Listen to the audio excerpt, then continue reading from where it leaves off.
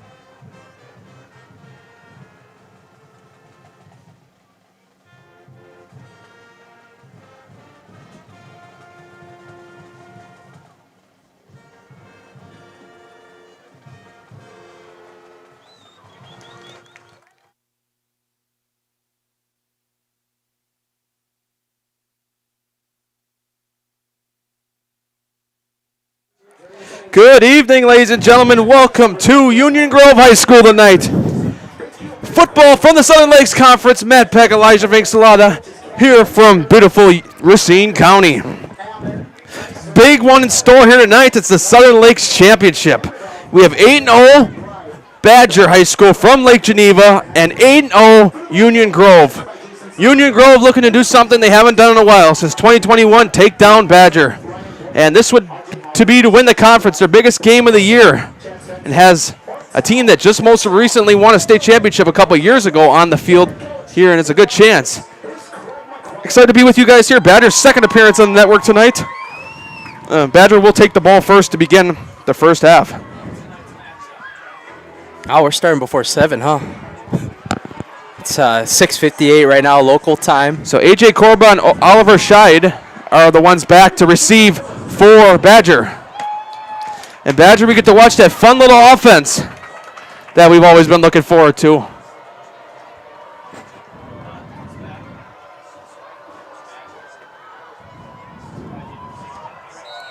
And Colt Danielson will be the kicker for Union Grove. He kicks it away. It's kind of a line drive. It'll be taken at about the 5-yard line across the 10 to Corba, to the 20, out to the 25, and taken down about the 23. And that's where Lake Geneva Badgers offense will start, led by the all-star that we interviewed last time, Matt O'Grady. This kid's got some impressive stats. We'll talk about those right now. We can get the rushing up. He's got 1,100 rushing yards this year. As the quarterback, he does everything. We talked about that last time. It's between him and Brock Walzer on the field. So we'll see Matt O'Grady get a lot of action tonight for this Badger offense. It'll be interesting to see how Union Grove can see this offense for Badger as well. It's kind of like just like Muskego's, right? Yeah, O'Grady under center. Steps back for a moment here on first down and 10. Looks to both of his sides. Two wide receivers on the outside, on the left side, not on the right. Kind of confirming with Corba in the backfield here. Back under center is O'Grady. Grady gets a snap, and it's going to be a false start. So Badger moves early. No, they might have called delay of game. I didn't see him move the hands. He just did the... Either way, it's 5-yard penalty. Yeah, so Badger caught themselves a little bit too early standing on, and it'll move back 5 yards. Now it's 1st and 15. Cannot have a game like Homestead did last week, right, with the penalties. Got to be able to have clean penalties tonight here if you want to try to win this game. O'Grady back under center. First play of the game. O'Grady keeps it himself this time on the left side. Going to get a couple yards. You're going to see a lot of that tonight. He either fakes it to Corba, it takes off with himself, or else he hands it off to Corba, or else they move somebody else in. It's a lot of what Badger does on offense. And it's a very fun offense to watch. So it'll be 2nd and 9, so officially a gain of 1. And looks like they're going to have a wide receiver lined up on the right, too. So what? Maybe a rare pass here coming back. Yeah, you never know. Early in the game, they might try to trick Union Grove. Union Grove, you know, they've seen this offense for years being the same conference. We talk about that, too. This time O'Grady pitches it outside on the left side. Short. And short. That looks to me to be Logan Leavitt, the running back, and he's short. So they're going to use Leavitt, Korba, all sorts of guys in the backfield this Badger offense. It's going to be 3rd down, so Union Grove looking to get off the field here. 3rd and 2. So 2 yards Badger needs to get here, or else the Union Grove could force a punt here. Union Grove wants to set the tone here early, I imagine, in such a big game here in the Southern Lakes Conference Championship. O'Grady back under center, gets a snap, hands it off, pushing close. Let's see if he got there. Yes, he's got the first down. Ref blows it dead. And Badger picks up a big first down early.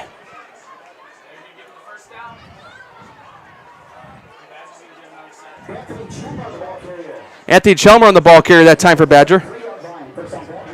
So he gets a first down. So a huge reset of downs for Badger.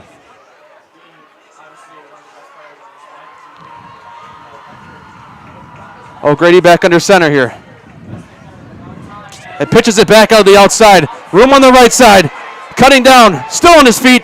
And out of bounds that time. Yeah, I still think he's in bound, actually. Yeah. Logan Leavitt. I don't think he quite got out of bounds. He went as far as my binoculars could catch it.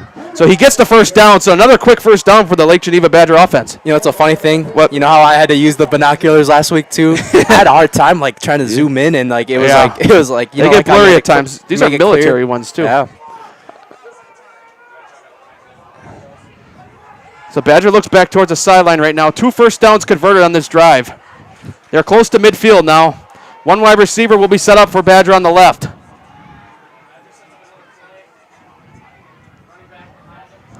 O'Grady gets a snap. Going to keep it himself, and he slips. And he's met that time by number 4, Cooper Dye of the Union Grove defense. O'Grady looked like he had a little bit more in him, but he lost track with his footing that time. This is very easily coming into this game. Union Grove's biggest test. Their biggest test tonight will be trying to stop the Badger offense. That's been their bread and butter, over 3,000 rushing yards on the year on this offense. That's something. So Badger will set up once again 1 wide receiver on the left. Look for a rare pass from O'Grady once in a while. We saw it against Slinger in our Week 2 broadcast at Lake Geneva. O'Grady keeps it himself again, up across the middle. He's got room to go. He's got men beat. 10, touchdown Badger. Matt O'Grady again. What I just tell you, Matt Peck? He's dangerous out there. Easy money for Matt O'Grady right there. Sets them up right away. A big, big rushing touchdown right there. I mean, there's nothing else to say. I mean, he's the number 1 running back, Matt Peck. Yeah. I mean, he's a quarterback. I mean, but and we see him on defense too. Wait till we see him on defense. So a huge. We're gonna see Matt O'Grady almost everywhere again. And now back to kick the extra point is Matt O'Grady. What can he do? We made that comment during the game against Union Grove Week 2. Here's the kick, and it is good. 3 minutes off the clock. Badger up 7-0 on a huge Matt O'Grady run. We'll be back after this on Zaleski Sports. 7-0 Badger.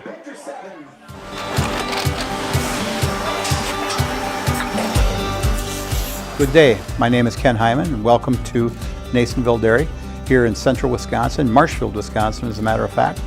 We make a lot of different cheeses. We make cheddar, Colby, Monterey, Farmer's Cheese, Peach Cheese, Quesa Blanca, Quesa de Fear, Seco, Parm, Romano, Asiago, Fontina, Feta Caseri, Caflateri, Cafla Graviera, 20 different flavors of Monterey, as well as making Edam, Gouda, and Munster. And the cheese be with you.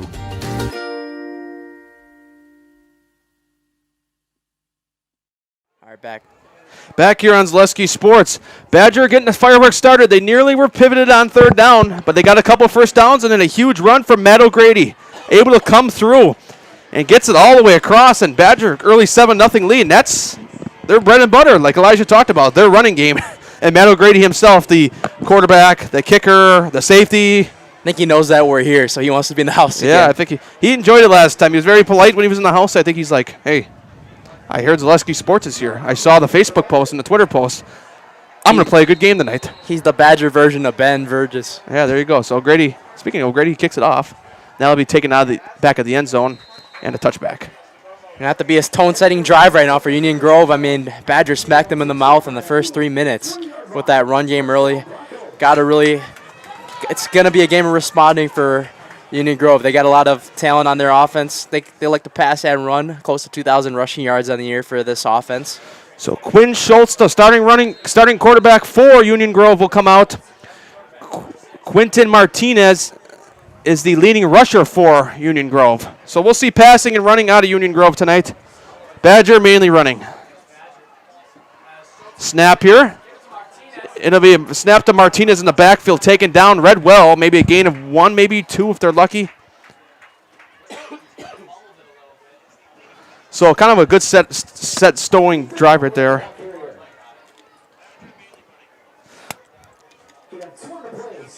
So it'll be officially 2. Second down and 8. Yep, and we know in this Union Grove offensive line is something big. We'll talk about this a couple weeks ago when D Sports, Dick Recefa, who's also here tonight on the other end, his first player of the game, he did the whole Union Grove offensive line a couple weeks ago. So that's when you know they're getting the player of the game. The whole offensive line, that's how you know they're a pretty good offensive line. Snap here. Looks to be a handoff again. Martinez on the outside. Got room. And taken down. Doesn't get to the first down marker. No, he does. We're kind of on an angle here. So, yep, he got the first down. So, huge first down to start for Union Grove. And like Elijah talked about, Union Grove's got to come out and get that tone-setting drive. Respond with ease like Badger did. So, basically, I think that, they got to mix a lot of both too, honestly, right? Yeah. It's going to have to be one of those games where they're going to have to try to play chess. Yep, so snap here. It's going to be another run for Union Grove. It's Martinez again, and he's still going. Oh, wow. He's a beast out there to start. Usually when you have explosive runs like that, you have really good quads. That's why one of the things running backs really work on a lot in the weight room, the quads, the legs. Yeah. That's the thing that keeps you up when you're being tackled. So Justin Williamson's my guy to watch on the receiving core for Union Grove. He's the leading wide receiver for Union Grove. Couldn't get my words out there, but he's a guy I expect to get a lot of touches tonight when Union Grove does pass the ball, but they've gone all runs to start this possession.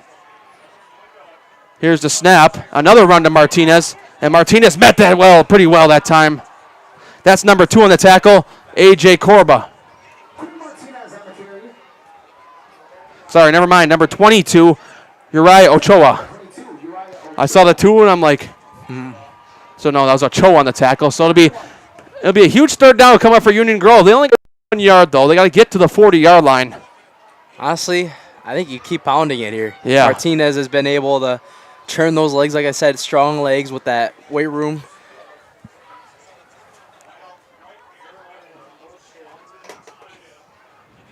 So here's a snap to Martinez. Martinez gets through first down to the 46-yard line.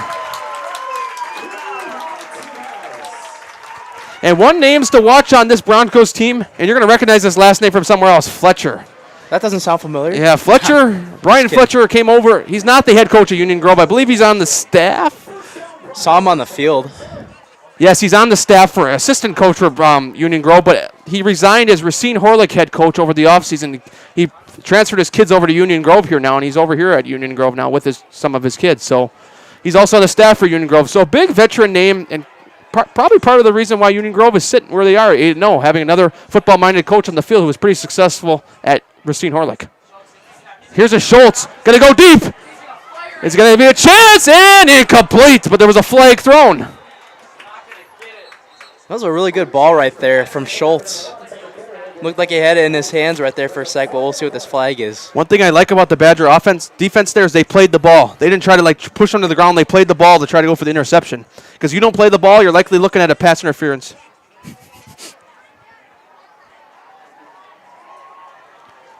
Oh. Well, I still want to hear and make sure. Okay, so Union Grove will move back, so it'll definitely be a penalty on them. So not a good one for Union Grove. We talked about Homestead last week. You talked with Coach from Homestead last week. He said, yeah, we won, but we had, I swear I counted like 15 penalties in that game. They won, but it was just, they were committing a penalty almost every play. Yeah, Drake Zortman wasn't pleased with that. It's safe to say that, Matt Peck. Well, I wouldn't be either. So one wide receiver set up on each side. Martinez in the backfield behind Schultz. Schultz gets the snap to Martinez again, and he's going to be read well that time and taken down. He might even lose one there. Yeah, I think he might lose that one that time. Schultz, over in the season, 51 for 87. He's a 58% passer this year coming into this game. According to Bound Wisconsin, who's one of our sponsors, Bound is one of the new Wisconsin websites for stats in the state of Wisconsin for football, and they will be doing boys and girls basketball as well. All the other sports will probably come next year, as it was launched pretty much like a week before the season. Speaking of Bound, after this play, I have a score update early on. Oh, so one wide receiver on each side.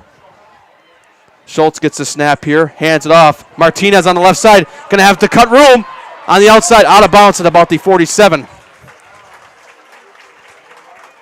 Muskego has taken a 7-0 lead on Mukwonago early on in that Classic 8 championship game. It's interesting because we got word from Rob Rochelle, who's the Waukesha Freeman reporter, that Ken Krause, the head coach of Muskego, is not coaching in that game tonight. He's using Ryan Lucchese, his assistant coach, to coach that game. They don't know the reason. It doesn't matter really what the reason is, because there could be a lot of personal stuff going on there. It's just that Muskego is coaching without a pretty good-minded head coach, but they got a pretty good assistant coach over there too. So defensive coordinator for that squad. Always a good defense every year for them.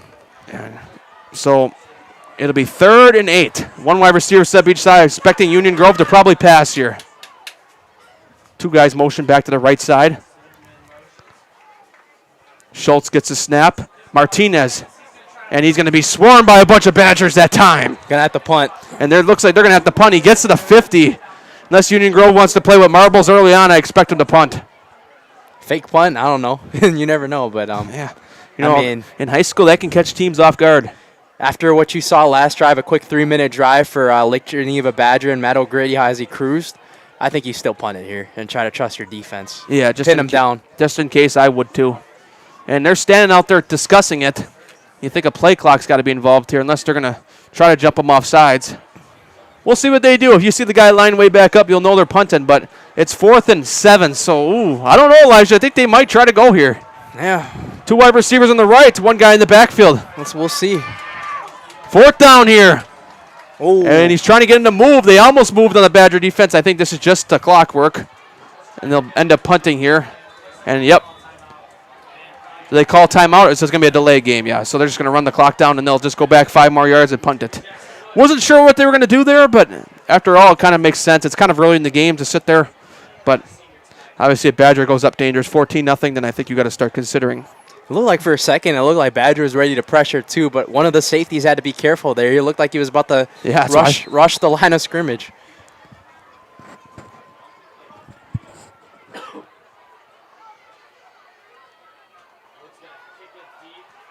So the ball's punted, and it'll go out of bounds. And Logan Peters will let that one roll. Jackson Ward's punt goes out at about the 20, so Badger will take over, kind of like where they did last possession. They scored in about, let's say, 6-7 plays. It was somewhere right around there. No, I wasn't trying to do that on purpose. I think it actually was 6 or 7 plays. Here we go, that new 6-7 trend online. That's what we're doing.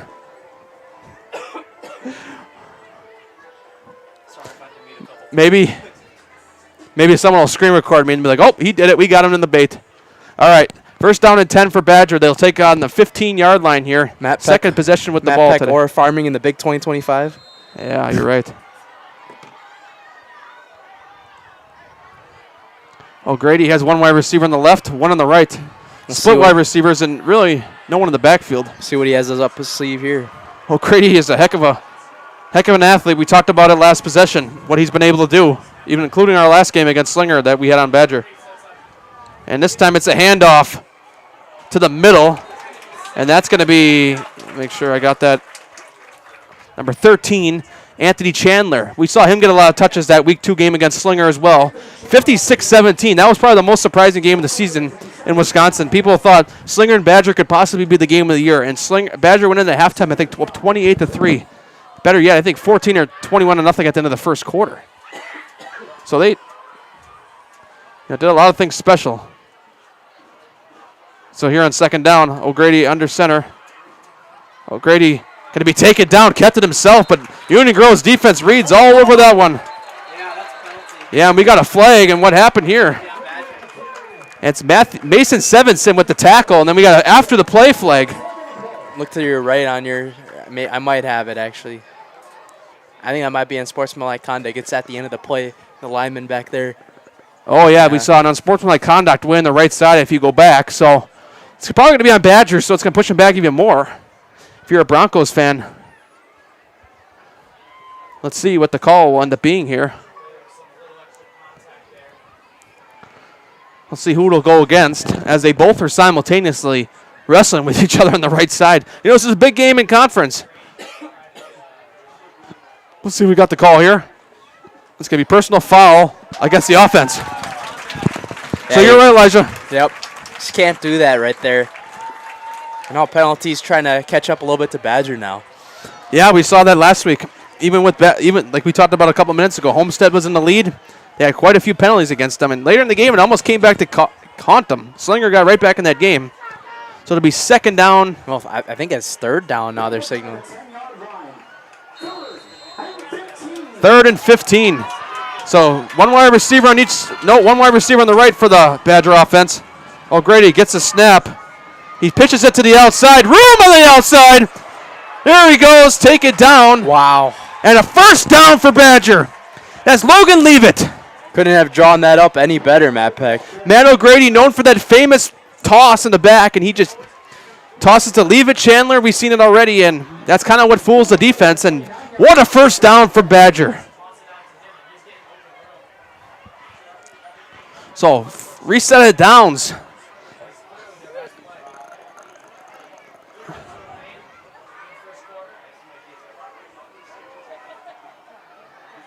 Hand off, and O'Grady keeps himself. And he's taken down and met well that time by that Broncos defensive line. Got a score update here. Homestead with a 7-0 lead on West Bend West with 9:54 left to go in the first quarter in the North Shore. If they win the conference standalone. Okay. So that's a nice score update there from West Bend. Quite a bit of ways from here. Yep. Washington County to Racine County. O'Grady fakes the handoff, keeps himself going through the line and taken down by a pile of Broncos.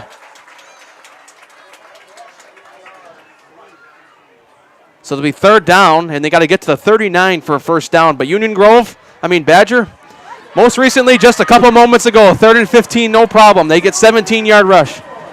So 3rd and 4, officially, for this Badger offense. Matt O'Grady under center here. Gets a snap, tosses it outside. It's been the move, and he's close. I think he got there. Chandler. Let's see.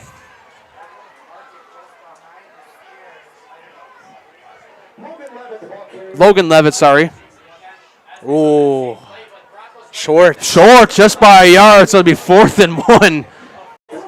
Looked like he was close, and Badger says, nope, not this.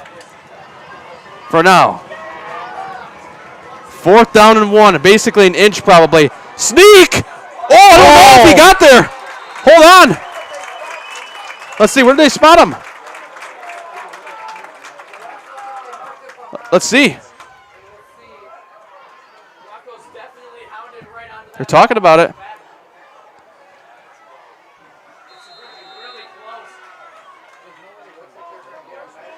Timeout. They're going to bring the measuring sticks out, I believe.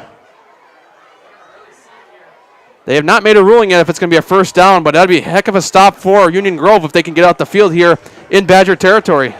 Ooh, I got a good shot right now of the ball on the first down. Oh yeah, I got it with my binoculars. It's right on it, or a little, maybe a centimeter behind. Yeah, they're bringing the sticks out. Here we go. Let's see how this is going to end up. This is going to be close.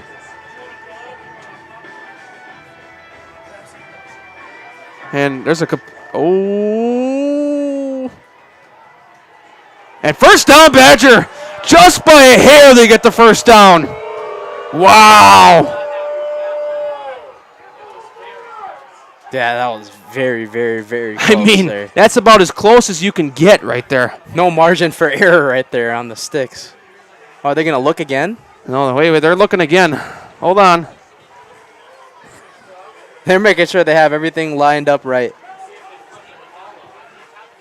It's a big call here because Union Grove would get the ball in Badger territory if this ends up being a turnover on downs. They're still looking, but the official ruling was a first down on the field. Keep that in mind. It's a call on the field. When something's made on the field, it's harder to overturn it.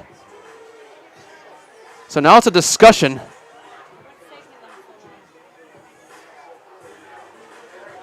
And I think they're going to keep it a first down. Yes, they will.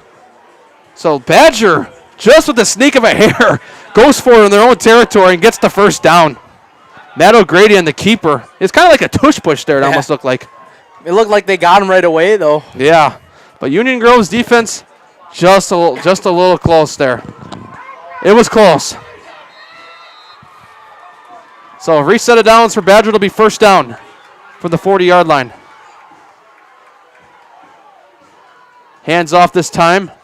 I think that's going to be met well that time. A handful of Broncos. That's going to be Anthony Chandler on the carry that time. Maybe a gain of 1 or 2.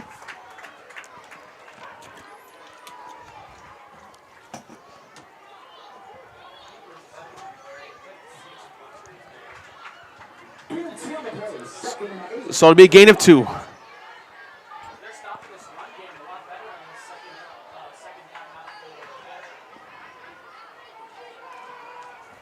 So one wide receiver will be outside for Badger. O'Grady back under center, gets a snap. He's going to fake the run and take it down right well, and a loss of yards. Union Grove's defense comes up big, and it'll be third down. The problem is Union Grove today on third down has struggled a little bit. I think they're almost perfect. Yeah, I think they stopped them the last one, and then they got it the fourth down quarterback sneak. Here's what I look at. I look at the 3rd and 15 as the killer for the Broncos so far in this game. Badger had a 3rd and 15 after an unsportsmanlike penalty and a 17-yard rush got him a first down. So it'll be third down and 11 now. Let's see if the Broncos defense going to get on the field here. 3rd and 11, huge third down here nearing the end of the first quarter. O'Grady under center, gets the snap, rolls back to pass, and the play is blown dead. I think that might be false start. Yeah. That's a huge break right there for Union Grove.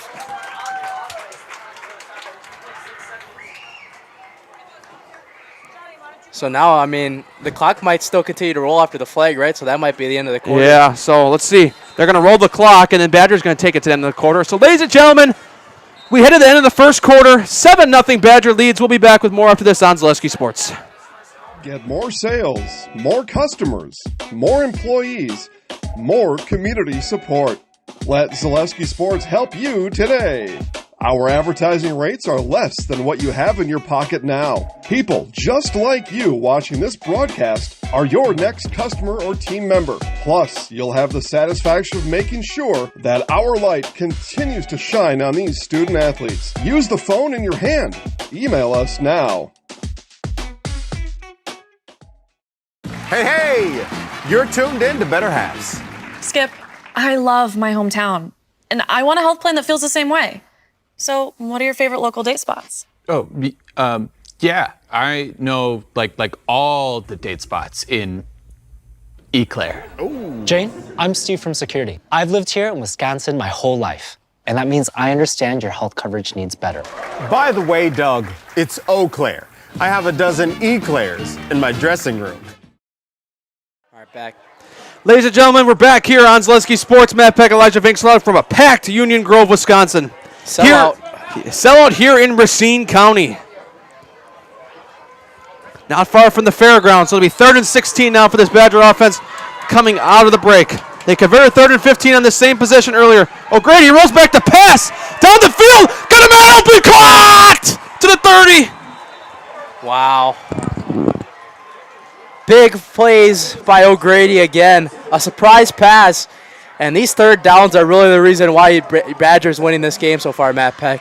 I had to do Eric. What's that guy from the? Eric Collins. Yeah, from the. From the all right, not too loud though. Yeah.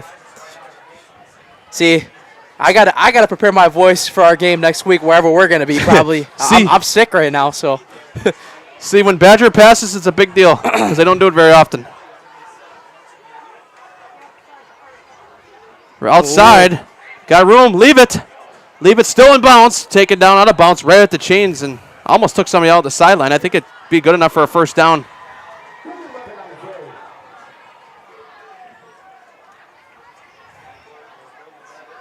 Man, that's easy money so far, Matt Peck. Yeah. So 2nd down and 6. 2nd and 2, sorry. O'Grady under center, rolls back, talks his offense. Sets back. Looks to the sideline real quick. Got one wide receiver on the right, none on the left. O'Grady goes back under center here, getting ready to snap the ball. Here he snaps it. Hands it off this time through the middle. That's Chandler. And the 1st down.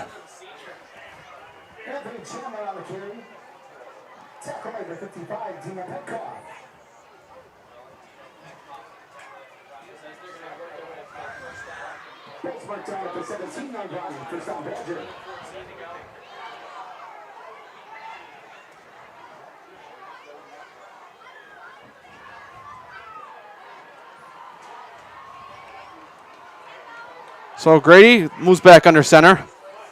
Almost everyone bunched in this time. One wide receiver on the left. Hands it off. That's Leave It. Leave It met pretty well that time. Maybe 1 or 2 yards on that play. So Elijah, what do you think of this Union Grove defense so far? Only giving up 7 in the 1st quarter. You know, I think they've been doing a good job stopping the run so far, other than that big touchdown run from O'Grady. But, you know what the big thing is? They haven't been able to stop their big plays. You know, that big pass, they weren't ready for it. There was a wide open guy. And that 4th and inches, I mean, they looked pretty ready, but they got to really be able to stop the big plays to get back in this game. O'Grady gets the snap, hands it off that time through the middle. I'll wait till he gets up to see who that was. Looks Chandler that time once again.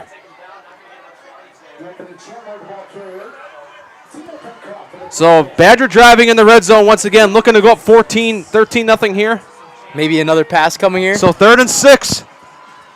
Badger's been perfect on 3rd down. Toss to the outside. This time it's going to be read well, and Badger gets the stop they needed. So 4th down, and guess who's going to do the kicking if they decide to kick? O'Grady. Everywhere he is. Nobody better, huh?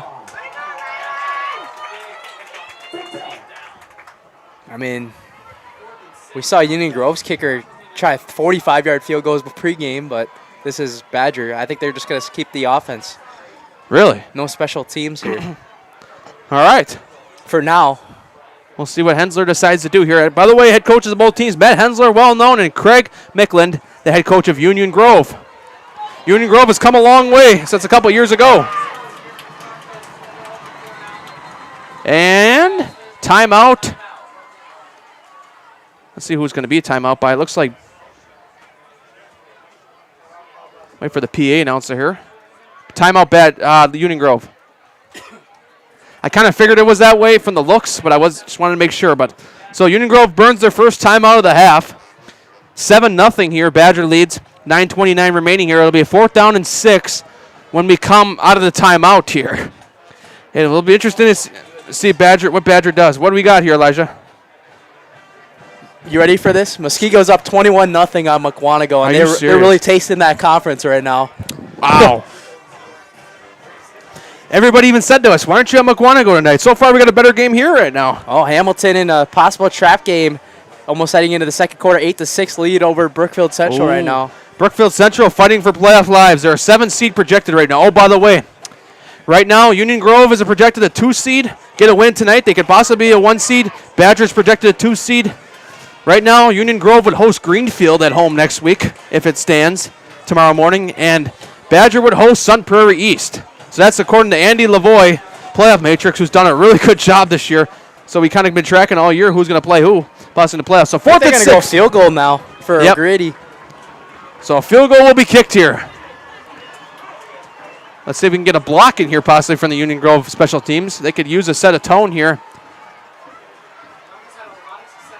Here's the snap. Here's the hole. The kick is right down the center and good. 10-0 Badger. O'Grady smacks it through.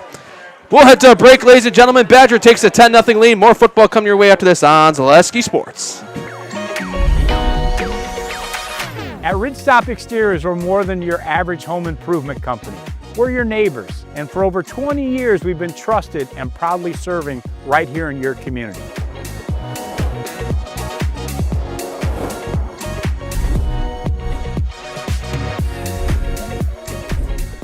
Customer service is our #1 goal. Call now for your free estimate. Ridgetop Exteriors. All right, back. Back here on Zaleski Sports here, ladies and gentlemen. Matt Peck, Elijah Vinkslav. We were just talking about seating before we went to break, and many of the Badger fans, you know, Badger in Division I this year with the seed score matrix, and obviously the, what do you call it, from the WIAA, when you score so many points, winning state and moving far in the playoffs, you have to move up a division, the performance factor. They're in Division I this year. They're the first time in Division I since the 2022 school year. Badger right now, but despite being undefeated, is not projected to be a 1 seed. Now, as that one goes out of the end zone, that's going to be interesting to see what happens there. I mean, because you got a lot of good teams up there. Muskego's playing really good right now. Franklin's playing really good right now. You got Hudson up north. You got a team up north that needs to be a 1 seed. Bayport. I mean, oh, man. Badger gets a win here tonight. It could help, especially with Union Grove being 8-0. The problem is everybody talks about a Classic 8 team will get a higher seed over a Southern Lakes Conference team because of the strength of schedule. Southeast with Franklin will help them as well because they had a good non-conference game against Catholic Memorial.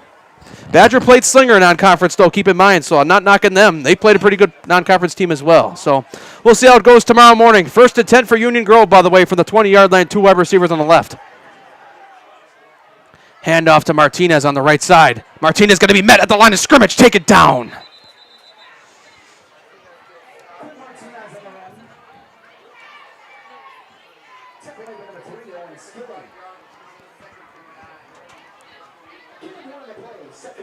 So it'll be 2nd and 9, so it'll be a gain of 1. He ends up getting 1 out of it. I like to see Union Grove go a little bit more to the passing game, personally, right now.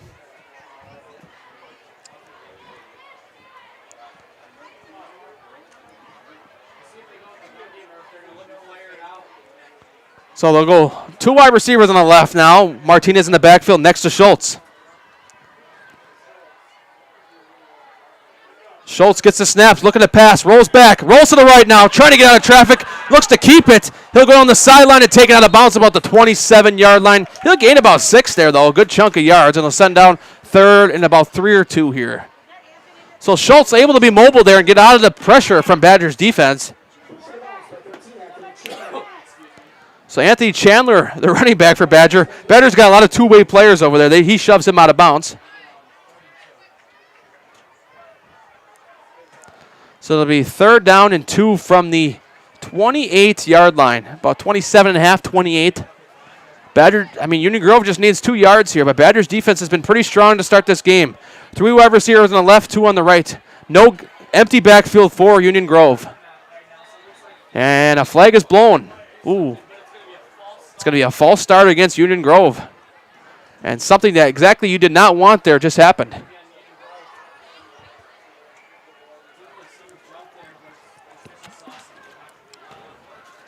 So they'll push him back 5 more yards, and it'll be now 3rd and 7 setting up for this Union Grove offense.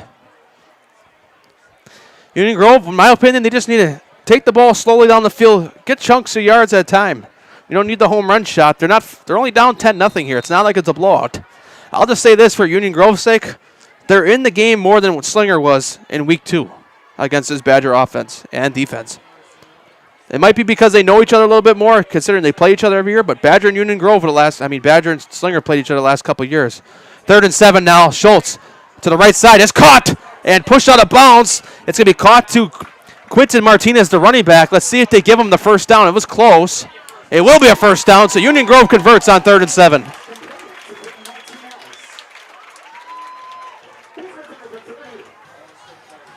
So a huge conversion for Union Grove there.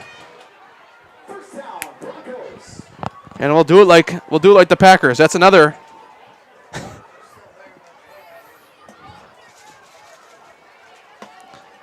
So 2 wide receivers on the left now. 1st and 10, reset of downs for Union Grove. Martinez in the backfield. Don't be surprised they go back to the running game here. Schultz gets the snap. Hands it off to Martinez. Martinez trying to cut through and wrapped up. Still on his feet. And they're not going to throw a flag there. There was a lot of touching up in the upper area there. Could have had a possible case for face mask. Yeah. There.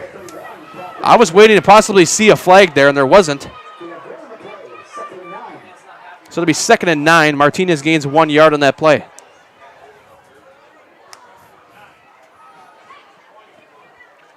Ladies and gentlemen, we've been all over the place this year. Not sure if we're going to be where we're going to be starting next week. This is like the 1 week we don't know where we're going, but hey, we've been everywhere. We were all the way in Lake Geneva, all the way out to West Bend. It's been quite a year, but we will be back in the playoffs somewhere. We're going to Hudson next week. Yeah. Just kidding. Give me a hotel. Martinez through the middle. Martinez is going to cut outside. He's got 2 men to beat. 30, 20, 10. Pushed out of bounds. What a way to catch up, though, that time. But what a run for the Union Grove offense. Quinn Martinez. Pushed out of bounds that time by Logan Peters, the safety. Isn't that the big play Union Grove just needed right there? They've been holding Union or Badger all game on offense, and they finally get the big play they need on offense. Maybe this will spark them here and try to get on the board. Big run for Martinez. So now Schultz sets back up again. Gets the snap. And Martinez once again through the middle. Stayed on his feet a little bit longer. And there's been a lot of, I'll just say this, there's been a lot of roughhousing after the play here. Last couple plays, Union Grove's been on offense. There's been a lot of late tackling on the far end of the line. So it'll be 2nd and 7.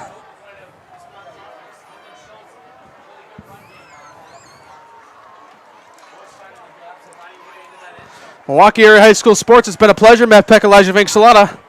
We'll be back next week. We'll be back next week. We'll see who's seated where. Hopefully I have my voice fully back by then. Yeah, that would be nice. Get a week. Elijah's on the call next week. He's going to need that voice back. Keep him in your thoughts. Say, hey, get Elijah Vink-Salata his voice back. 1 wide receiver set up on each side. I mean, I'm still able to talk, just not fully. Yeah. Schultz and Martinez almost broke through that time. It'll be 3rd down now.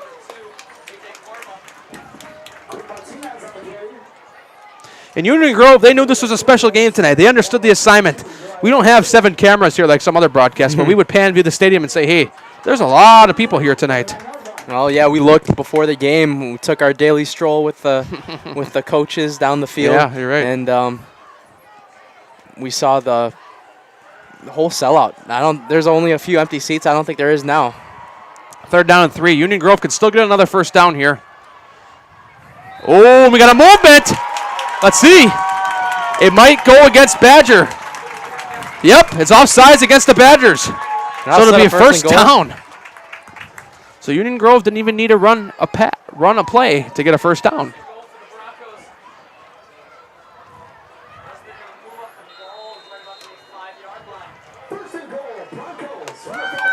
So the Broncos in the territory for the first time today, and guess what? They get the ball after half, too. Keep that in mind. That'd be huge. They could punch it in here and get a stop on defense and run out the half. They could possibly come in with a possession to go ahead in the second half. They got to punch it in here first. It'll be 1st and goal from the 4. Schultz sets up here. Here's the snap. Martinez up the middle. He keeps on pushing. Will he get in? Let's see. Did he get in is the question. Short. He might have just got to the 1. Close. But they got a couple more plays to punch it in, and I believe, in my opinion, they get to 4th down here. I think they try to push it in on 4th down. Dude, look at how close that is on the camera. That's like inches short of the goal line, just like that 4th down play. Push. It's illegal in high school, but it'd be, that's a lot of controversy coming out in the NFL now. You know how much you would see players running that, or teams running that if they had that? Oh, yeah. So 2nd down and goal from the 1. I'll go under center here. I don't know about the shotgun formation. Under center would be the best option here in my opinion. Keeps himself. Schultz, will he get in? Yeah, that's exactly the reason why. He does not get in, so it's 3rd down, and now, here we go. See, I don't get that shotgun formation right there. You got to just go right up the middle under center. Yeah, that's what I was confused about, too. Why didn't they just go right up the middle under center? And if you somehow get stopped here on 3rd down, you're going to have to go for it. Yes, because you're only 1 yard away. So this is 4 down territory, me and Elijah's mind, for Union Grove, considering your time might be limited in Badgers red zone. So now will be the time to punch in for more points. You can always kick a field goal at a different time when you're further out. I think now is the time to try to punch in for a touchdown. So 3rd down and goal for the 1. The pistol. Interesting. So 3rd down and goal for the 1. Snap. Will Schultz keep it himself this time? We'll see. Schultz gets the snap, hands it off to Martinez. Will he get in? Yes, he will. Touchdown, Union Grove. 1-yard touchdown run for Quentin Martinez. And Union Grove folks are alive here. So now Colt Danielson will kick the extra point for Union Grove. Big score right there for the Broncos to get on the board finally. Here's a snap, and the kick is good. So 10-7, Broncos get 7 back. What a break here, ladies and gentlemen. Badgers still in the lead here on Zaleski Sports. Hey, Fleet Farm fans, you asked, we listened. You wanted lower prices? You got them. In-store, online. We drop prices everywhere. Lower prices on summer favorites like Liquid Pool Shock, Griller's Gold Barbecue Pellets, and Airhead Towables. Lower prices on big-name pet care like Purina Tidy Cats. Lower prices on Valvoline Motor Oils. All because you said so. Look for the bright green price drop signs to find new lower prices on everything you need for everyday life. Only at Fleet Farm. All right, back here on Zaleski Sports. Matt Peck, Elijah Vincelada. Quentin Martinez, 1-yard touchdown run. Gets Union Grove on the board right before the last break. Score update to you, 20-0 in Oak Creek up on Kenosha Tremper. And 21-6, Franklin up on Racine Horlick. I'm still in awe of that 21-0 score from Muskego Mukwonago. Yeah, that's the lead. That's the crazy one that we're all shocked about. And here's a kind of a line drive kick. It'll be taken from about the 5 out across the 20 to about the 25, cutting through and taken down close to the 30. And Badgers offense will come back out on the field. Last time had to settle for a field goal, but keep in mind they had some big plays on that drive. How about that 4th and 1 we'll go back to where Badger just got it by a hair and could have turned the game earlier. And so Badgers scored on every possession. They look to keep that up here. They got 2 minutes and 13 seconds before we head to half here. So Grady sets up here. One wide receiver on the side.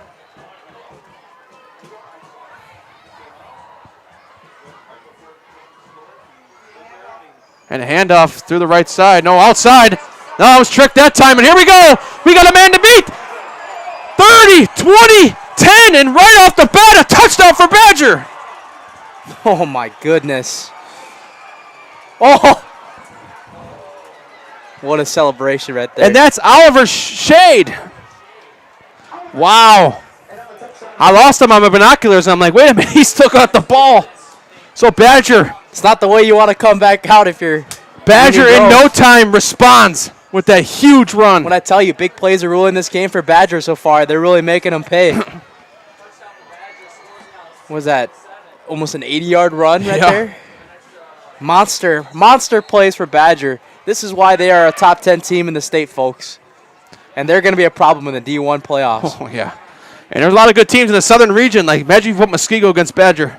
The game will be over in an hour and a half, but the extra point is good. So it'll be 17-7. So right after Union Grove scores, Badger says, stop the count, we're going. So 17-7, we head to break here, ladies and gentlemen. More sales, more customers, more employees, more community support. Let Zaleski Sports help you today. Our advertising rates are less than what you have in your pocket now. People just like you watching this broadcast are your next customer or team member. Plus, you'll have the satisfaction of making sure that our light continues to shine on these student athletes. Use the phone in your hand. Email us now.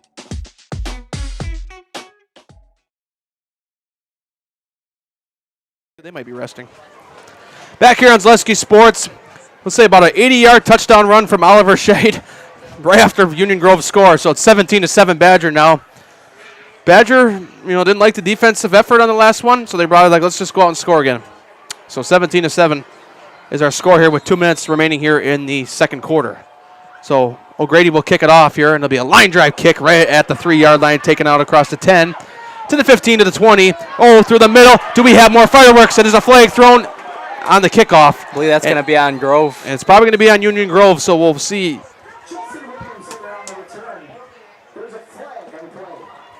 But that was a good run back, but we'll see what the flag ends up being here.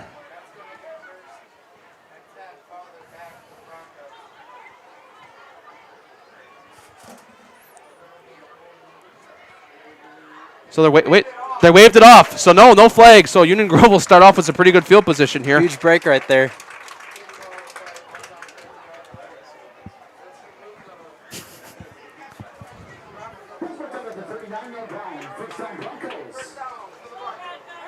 So first down and 10 for the Union Grove Broncos. And they'll start off with the ball from the 39-yard line. Quite a run back. There's a 36-yard return. So one wide receiver set up on each side. Schultz has Martinez in the backfield. Got to try to get points here if you're Union Grove before the half. Now you got to try to make it up. I would try to drain some clock too. Yes. Can't give any more big plays to Badger. Schultz keeps himself, tosses outside to Martinez. Ooh, what a hit. Taken down. They tried to do the Badger right there, right? Badger's done a lot of pitches, and Union Grove trying to do it, but Badger's like, we run that in practice, so we know what that is. And Uriah Ochoa comes up big again, the linebacker for the Badger defense. No gain right there. So it'll be second down and 10. Union Grove got to go faster. A minute and a half remaining here in the second quarter. 2 wide receivers on the left, 2 on the right. Schultz gets a snap and a blown dead. It's going to be a false start on. Oh, they're pointing at the defense. So hang on a minute. I might have called that too early. Yeah, a little chop. False start offense. Oh. Yeah, so I because they pointed at the defense at first. That's why I thought, wait. So no, I was right. False start on the offense. So that brings us down to a minute 25 remaining here in the second quarter. If you're Badger, you try to use some of your timeouts if you could get stops here. Yeah, I would. Try to get the ball back. I mean, you've had big plays. Not afraid to make them. Maybe Union Grove going to try to slow it down a little bit now. 2 wide receivers on the right now, 2 on the left. Schultz gets the snap, hands it off to Martinez. Martinez trying to push, taken down. And I'm going to ask you a question. Do you think Union Grove is being too considerate with the clock? Yeah, I mean, they should be passing here, in my opinion. Because I know they get the ball at half, but you're pretty much saying to yourself, you got to try to score right away to start the second half, putting the pressure on you, right? Yeah. I mean, their kicker was able to kick 45-yarders before the game tonight we saw in practice, but it looks like they're going to play pretty conservative here. Sounds like a coach from Green Bay, Wisconsin. Yeah. Matt LaFleur. I could have either seen the Packers being 5-0 or 0-5 in every single way this year, possibly. Sunday's game might be a trap game. Yeah. 1 wide receiver on each side. Schultz gets the snap, hands it off to Martinez. Martinez cutting through, keeps on trying to spin across the 40 and take it down. It'll be 4th down. Will Matt Hensler use a timeout here? So. The clock will not stop. It looks like they will run it down into the half. That's going to be it for the half, Matt Peck. So, ladies and gentlemen, we're going to head to halftime here on Zaleski Sports. 17-7 Badger in the lead. We have a lot of games on the network you can tune into. Wisconsin Rapids, Eau Claire North, Amherst, Wittenberg, Burnhamwood, and there's just a whole list of a bunch of them. Check out the live tab on Zaleski Sports during the halftime. We'll be back after this with more football for the second half. Looking for a place where everyone feels at home? Welcome to Point Brewery, your family-friendly tap room with something for everyone. From a wide variety of local brews to classic Point sodas for the kids, we've got the perfect pour for everyone. Craving a bite? We've got hot, cheesy Portesi pizzas ready when you are. Whether you're hanging out inside or soaking up the sun in our outdoor beer garden, there's space to unwind. Planning a celebration? Reserve our private event room and make it a gathering to remember. Point Brewery, good times, great taste, all on tap.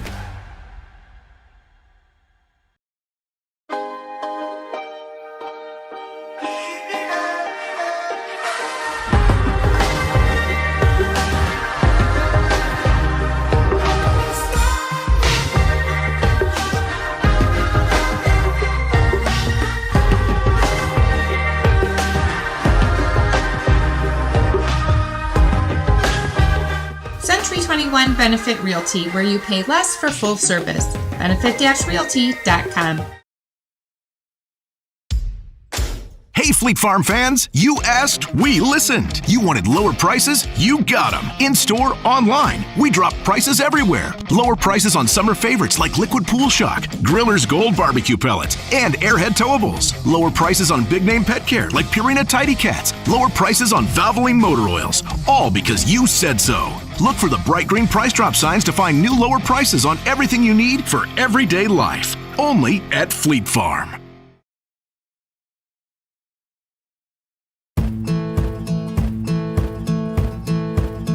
From humble beginnings in 1904 the Wheatrick family has grown Grassland Dairy Products into one of the largest processors of butter in the nation. Based in Greenwood, Wisconsin, the family and its hundreds of employees continue their pursuit of providing high-quality products that can proudly be served in restaurants and homes across America. Hi, I'm Josh Barks, owner of Infinity Exteriors. 9 out of 10 brand new roofs can't pass a simple manufacturer warranty inspection, meaning 9 out of 10 brand new roofs have no warranty. Infinity operates on principles instilled in my Marine Corps service: honor, courage, and commitment. Infinity is meticulous craftsmanship, unbeatable quality, and always at the best price. Infinity buys more, pays less, passing those savings directly to you. We're booking new roofs, siding, and windows. Call today. Get more sales, more customers, more employees, more community support. Let Zaleski Sports help you today. Our advertising rates are less than what you have in your pocket now. People just like you watching this broadcast are your next customer or team member. Plus, you'll have the satisfaction of making sure that our light continues to shine on these student athletes. Use the phone in your hand. Email us now.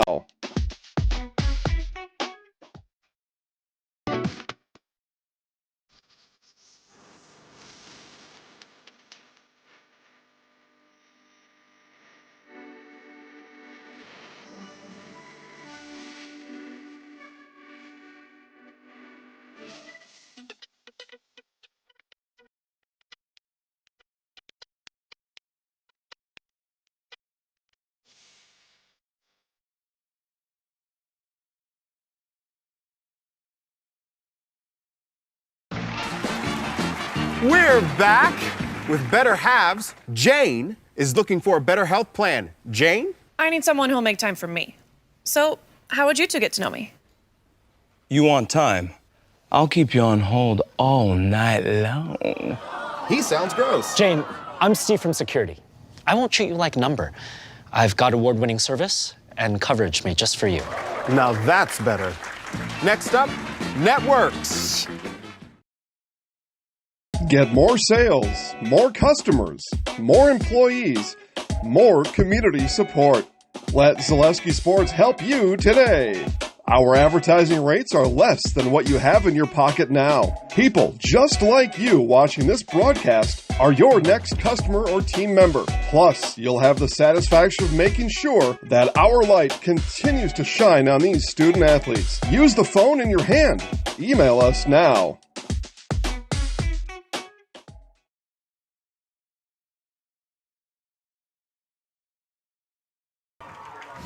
Back here on Zaleski Sports from Union Grove High School. Matt Peck, Elijah Vinks doing the tapes at halftime here. That's why I like to call commercials. But we got a nice little setup there in the end zone.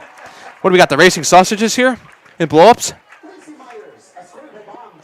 So and then we got the dance team getting introduced at halftime here too. Senior night. A couple scores from around the state while we're at it. 21-0 Oak Creek up on Tremper. 15-6 Hamilton up on Brookfield Central. 21-0 Slinger up on Cedarburg. Pewaukee and Oconomowoc 0-0. Whitnall and Greendale 0-0. Southern Lakes, Waterford and Burlington 0-0. Sun Prairie East and DeForest 14-0. There's a possible opponent for Badger next week at home, Sun Prairie East.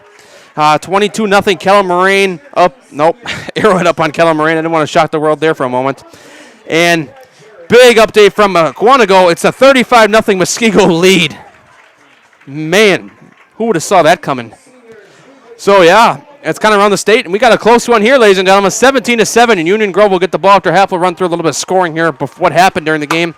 Badger led it off with a touchdown, a huge touchdown run with Matt O'Grady. And then there was a field goal in the second possession for Badger. There was 10-0 Badger from a field goal. Several third down conversions on that possession. And then Union Grove came down with a 1-yard touchdown run from Martinez. And Union Grove had a nice long drive there. They'll get the ball after half, and we'll see what they can do after the half, as we still have 8 minutes remaining before the second half begins here. But still, a lot of great football tonight here. 17-7 game. I think Union Grove's got Badger where they want them. Not a bad score compared to other teams who've played Badger this year. So, Elijah, let's take another break. More football, maybe the second half, or more recap coming after this on Zaleski Sports.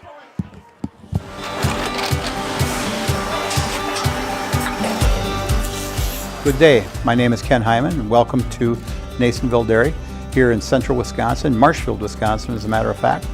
We make a lot of different cheeses. We make cheddar, Colby, Monterey, Farmer's Cheese, Peach Cheese, Quesa Blanca, Quesa de Fure, Seco, Parm, Romano, Asiago, Fontina, Feta Caseri, Caflateri, Cafla Graviera, 20 different flavors of Monterey, as well as making Edam, Gouda, and Munster. And the cheese be with you.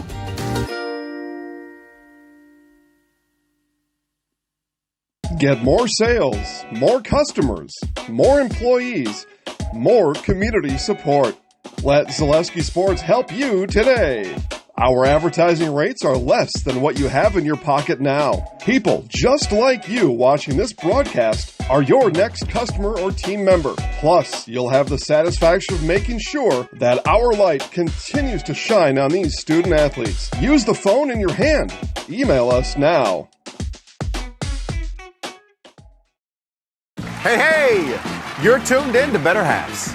Skip, I love my hometown, and I want a health plan that feels the same way.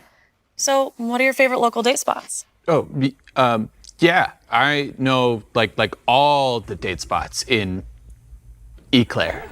Jane, I'm Steve from security. I've lived here in Wisconsin my whole life, and that means I understand your health coverage needs better. By the way, Doug, it's Eau Claire. I have a dozen Eclairs in my dressing room. At Ridgestop Exteriors, we're more than your average home improvement company. We're your neighbors, and for over 20 years, we've been trusted and proudly serving right here in your community.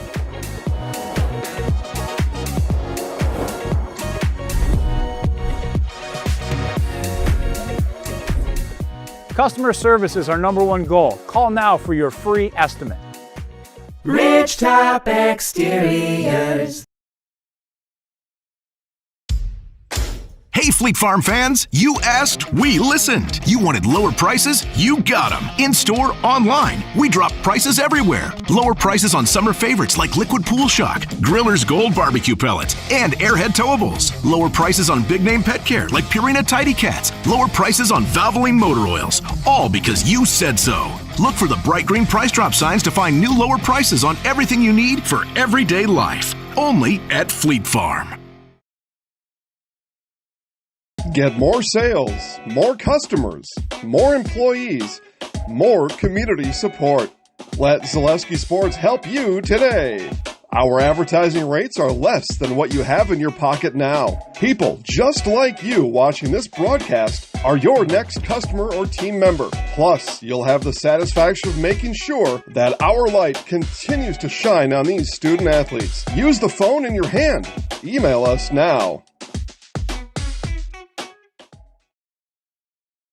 Looking for a place where everyone feels at home? Welcome to Point Brewery, your family-friendly tap room with something for everyone. From a wide variety of local brews to classic point sodas for the kids, we've got the perfect pour for everyone. Craving a bite? We've got hot, cheesy Portesi pizzas ready when you are. Whether you're hanging out inside or soaking up the sun in our outdoor beer garden, there's space to unwind. Planning a celebration?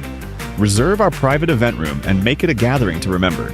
Point Brewery, good times, great taste, all on tap.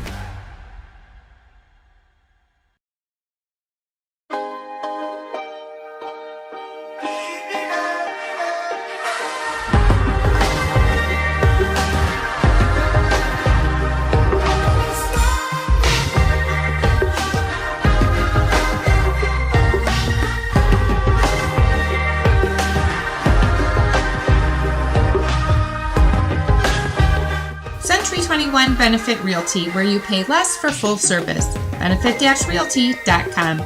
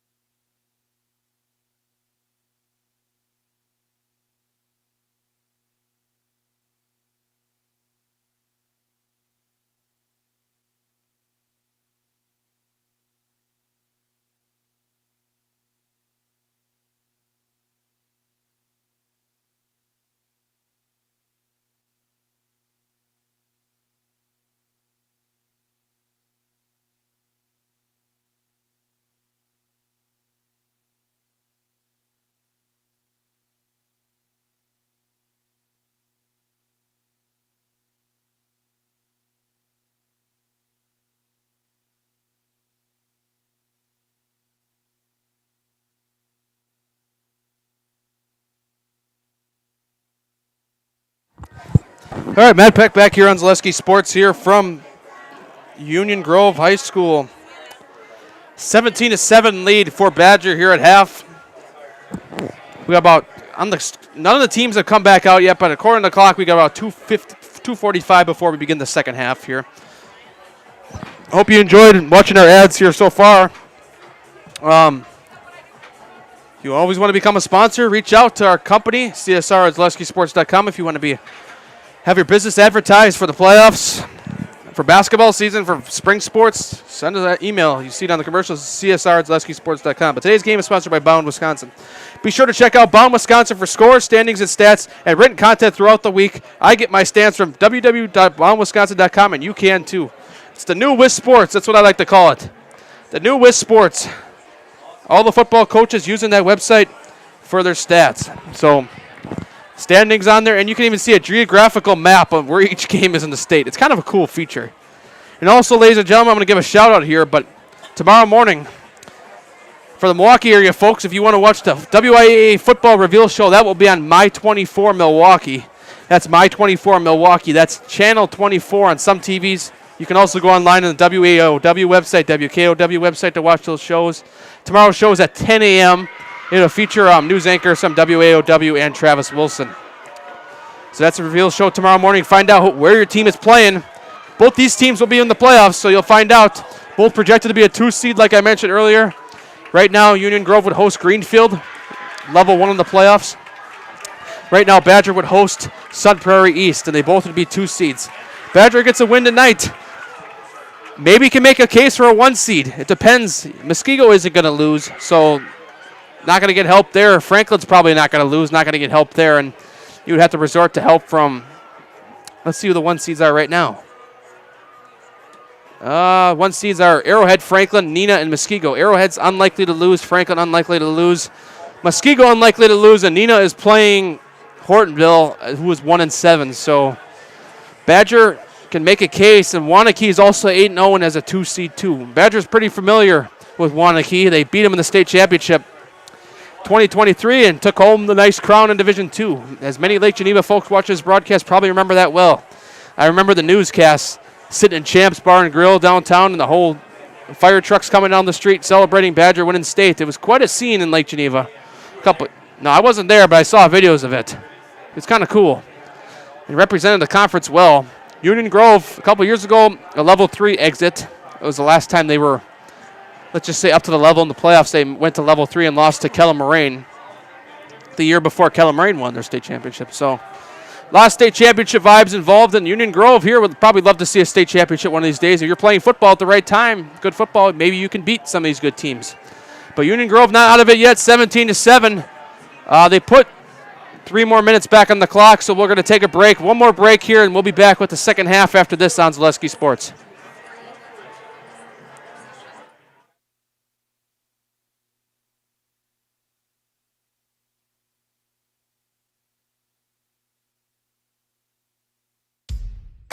Hey, Fleet Farm fans, you asked, we listened. You wanted lower prices? You got them. In-store, online. We drop prices everywhere. Lower prices on summer favorites like Liquid Pool Shock, Griller's Gold Barbecue Pellets, and Airhead Towables. Lower prices on big name pet care like Purina Tidy Cats. Lower prices on Valvoline motor oils. All because you said so. Look for the bright green price drop signs to find new lower prices on everything you need for everyday life. Only at Fleet Farm.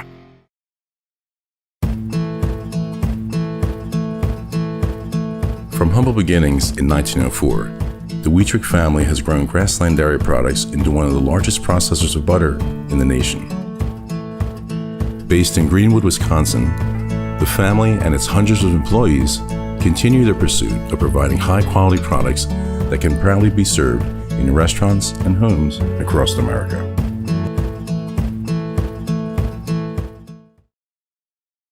Hi, I'm Josh Marks, owner of Infinity Exteriors. 9 out of 10 brand new roofs can't pass a simple manufacturer warranty inspection, meaning 9 out of 10 brand new roofs have no warranty. Infinity operates on principles instilled in my Marine Corps service: honor, courage, and commitment. Infinity is meticulous craftsmanship, unbeatable quality, and always at the best price. Infinity buys more, pays less, passing those savings directly to you. We're booking new roofs, siding, and windows. Call today.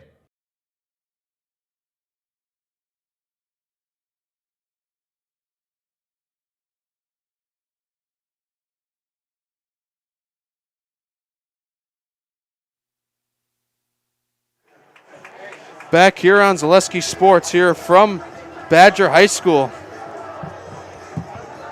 Matt Peck, Elijah Vinksalata here. Beginning the third quarter here, second half. 17-7 lead for the Badgers of Lake Geneva. Union Grove will start with the football, and they'd like to resort to themselves to get a huge drive here going. So we'll see what happens here, but Union Grove keeping themselves pretty well in this game. They're in a better position than a lot of teams who have played Badger this year. I talked about this last time we had Badger on week 2, all the way back Labor Day weekend, and we talked about how Badger last year, when they played teams in the conference, I think the closest game last year was 24 points. So they kind of rolled through everybody last year, and I haven't really checked their scores this year, but it's been like the same thing. But this Union Grove team is staying close, and we'll be interested to see what they can do here on this first possession in the second half. O'Grady set to kick.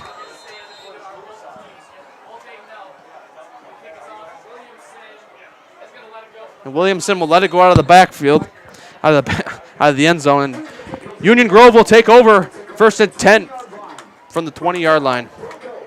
Like I mentioned at halftime, a lot of you weren't here. Playoff Reveal show on My 24 Milwaukee tomorrow. Anywhere in the Milwaukee area, you can watch it on TV. So I'll be watching. So yeah, I will be too. The alarm will probably go off on time tomorrow. No need for alarm. I get up early enough for school anyways. No, I'm just kidding. All right, first and 10 now from the 20. One wide receiver on each side. Schultz gets the snap, hands it off. Right side, taking down that time. That's Quint Martinez on the carry. Gonna need him to keep going here in the second half. He's had a pretty good first half, I should say. I don't know why I said slow there. See, this is... I get it.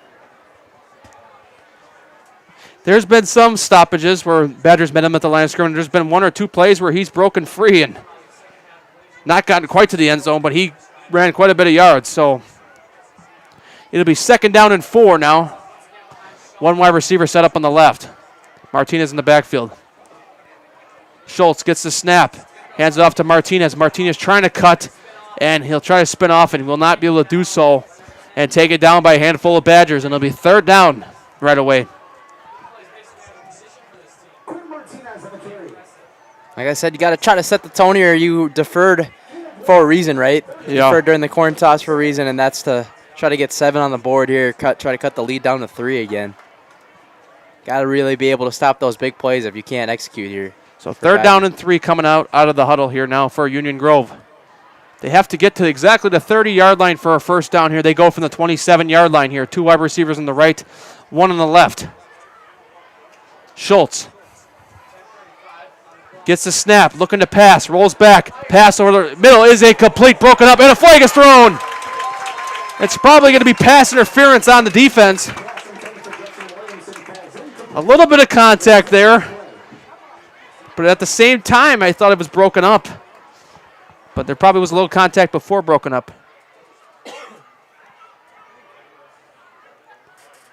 I was told in the comments, do not look at the Brewers score. You'll be saved. Yeah, we're not paying attention to them.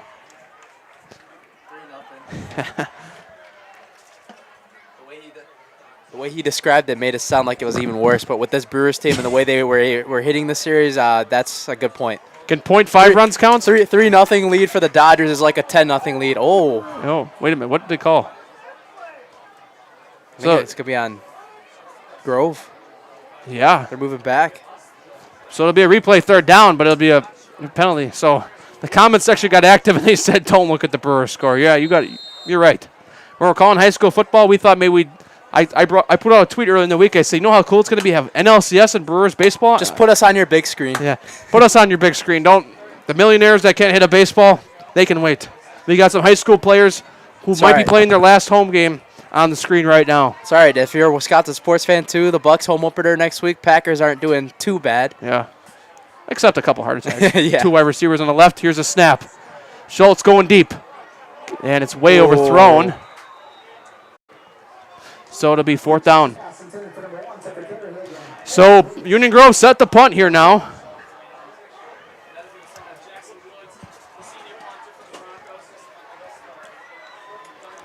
both teams, in my eyes, Matt Peck's not a matrix guy, but both teams, in my eyes, unless something gets screwed up overnight, should be safe for a home game. Specifically Badger if they hold on. Well, both teams, I think, for sure get a home game. Yeah, if Union Grove at 8-1 does not get a home game, then there's something going on. And that one's, almost blocked. Might have gotten a hand on it. And that one will roll inside the 40, and it'll be taken at the 39 and touched by number 8, Garrett Fletcher. So Badgers offense will come back on the field with a 10-point lead here now in the third quarter. Looking to extend it here.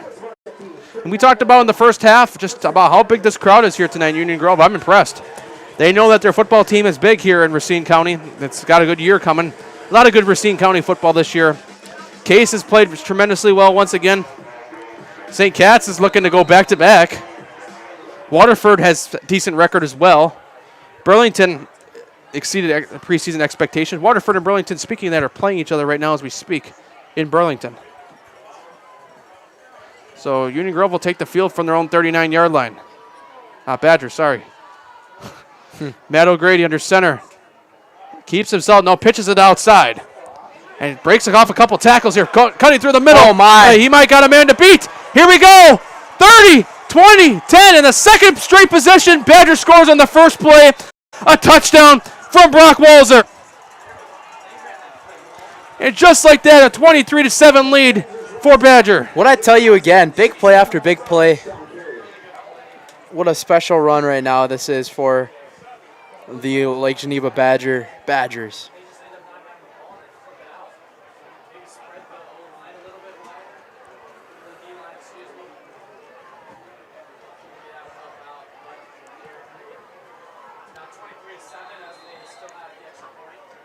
So Badgers set to attempt the extra point now. Matt O'Grady here.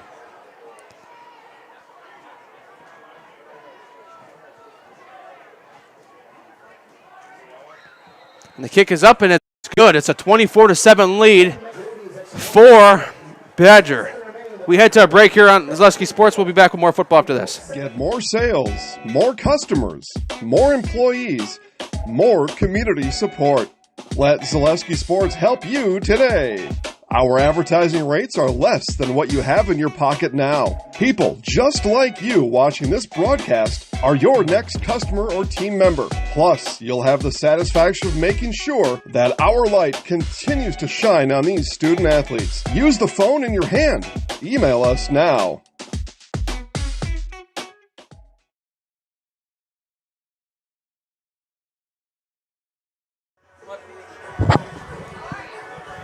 Back here on Zaleski Sports, Matt Peck, Elijah Vangsalata here from Racine County, Union Grove High School. Badger on back-to-back possessions on offense. First play, they score via running touchdown, and a huge running play touchdown that time from Brock Walzer. The kick is away and out of the end zone. So Matt O'Grady puts it into the end zone, and now Union Grove will take over on offense. Down 17 here in the third quarter. Still early third quarter. Still have time. But Badgers offense the last two possessions has really become dominant, especially on the run game with the toss. The toss outside has been the killer for Union Grove today. Matt O'Grady fakes the run and tosses it outside to either Walzer. Leave it. We've seen a lot of guys for Badger outside. Corba, not as much tonight as last game, but so now it'll be 1st and 10 now from the 20-yard line for Union Grove. One wide receiver set up on each side. Gets the snap to Martinez. Martinez trying to cut through back. He's going to be thrown backwards a little bit. It'll be 2nd down coming up.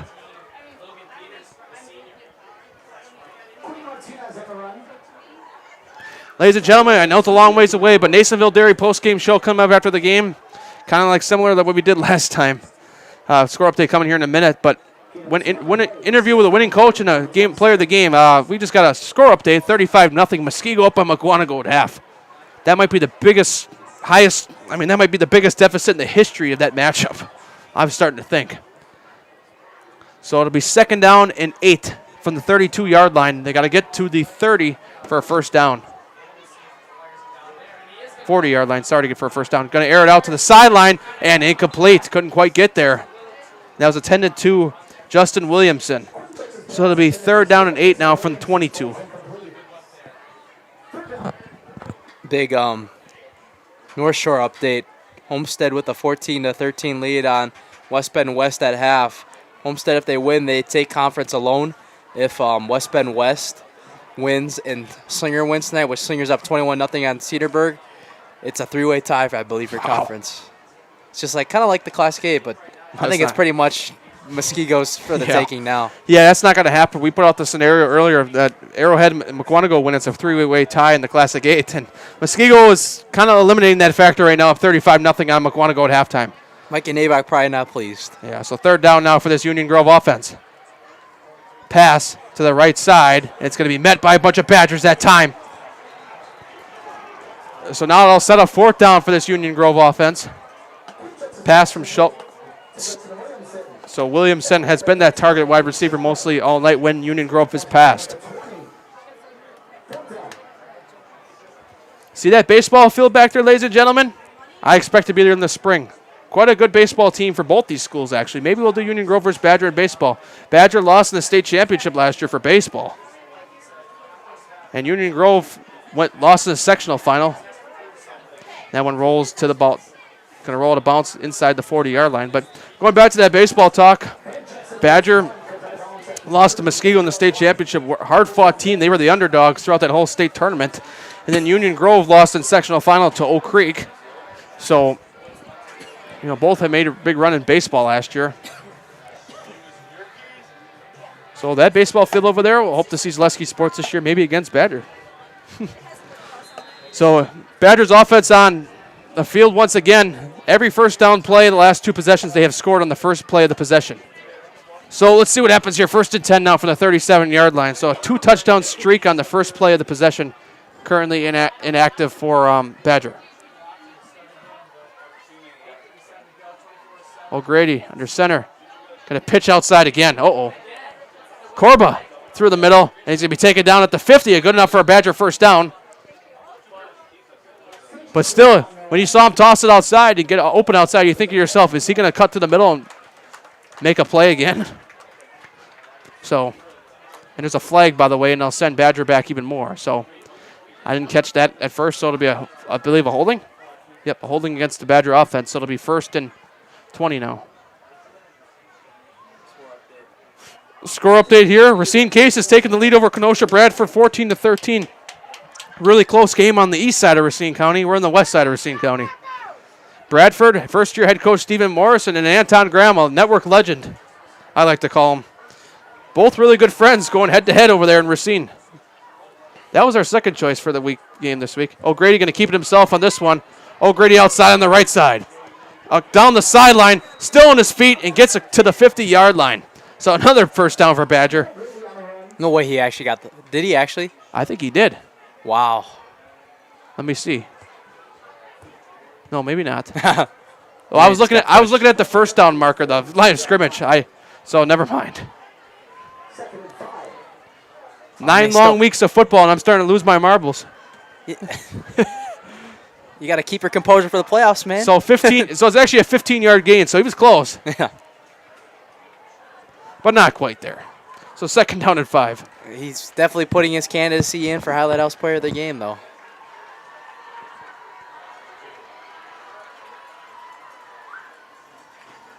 O'Grady keeps it himself this time once again. Pushing through the middle and a first down to the 49-yard line. O'Grady just using that shoulder like a lineman, just going through like that and getting a first down. So Badger getting first downs, kind of running that clock here. We're down to about 7:56 remaining here in this third quarter.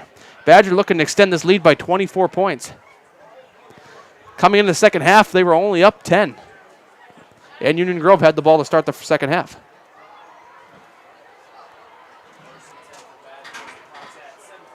So Grady under center. He's going to pitch it outside this time. Room outside now. Down the sideline is Chandler. Leave it. Man, you got to, if Badger wins, you got to talk about those pitches and how they made an impact today, huh? That's going to be one thing that a lot of coaches are going to be watching on film for Badger come playoff time, especially if they end up meeting Sun Prairie East, who's a pretty good program at Badger next week, is that pitch that goes to the outside. Like O'Grady, he lots of times looks like he's going to keep it himself, and lots of times he does. But sometimes he pitches it outside, and that's where the trouble has come in for Union Grove tonight. Outside of a couple plays. So first down and 10 from the 34-yard line.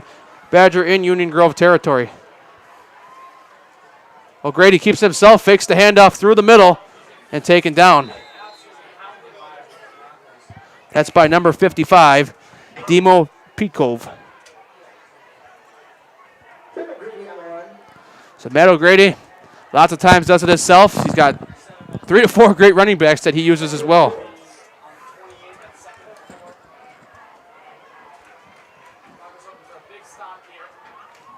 Oh, we got somebody moving here. That's going to be a false start against Badger. Saw a lot of guys moving on the line. Wasn't sure because I saw a Union Grove guy move as well. But it ended up being a false start on Badger. John Frazier tells me, don't lose your marbles just yet. I remember John from when we did the game week 2. He was really friendly in the comments. Thanks for your support, John. Been on the last couple Badger broadcasts that we've done. Preach. So O'Grady fumble the snap. Trying to get out of it on the outside. O'Grady makes back a couple yards. And what could have turned deadly. Talk about how big of an athlete he is. Yeah. Huh? What could almost turn deadly there. Almost gets a first down on that play. I mean, he's just saying, all right, let me recover a fumble here and take it a couple yards so I could be highlight house player of the game, right? In week 2, we had our sign. I have to put new stickers on the sign for the playoffs. Got to get that sign back. So he's probably like, are they here? Yes, sir. I saw it on social media here. So 3rd down and 2 now. Here we go. For Badger. Got to be a big stop here. And up the middle, first down Badger. That's number 34, Cam Tennyson, the fullback.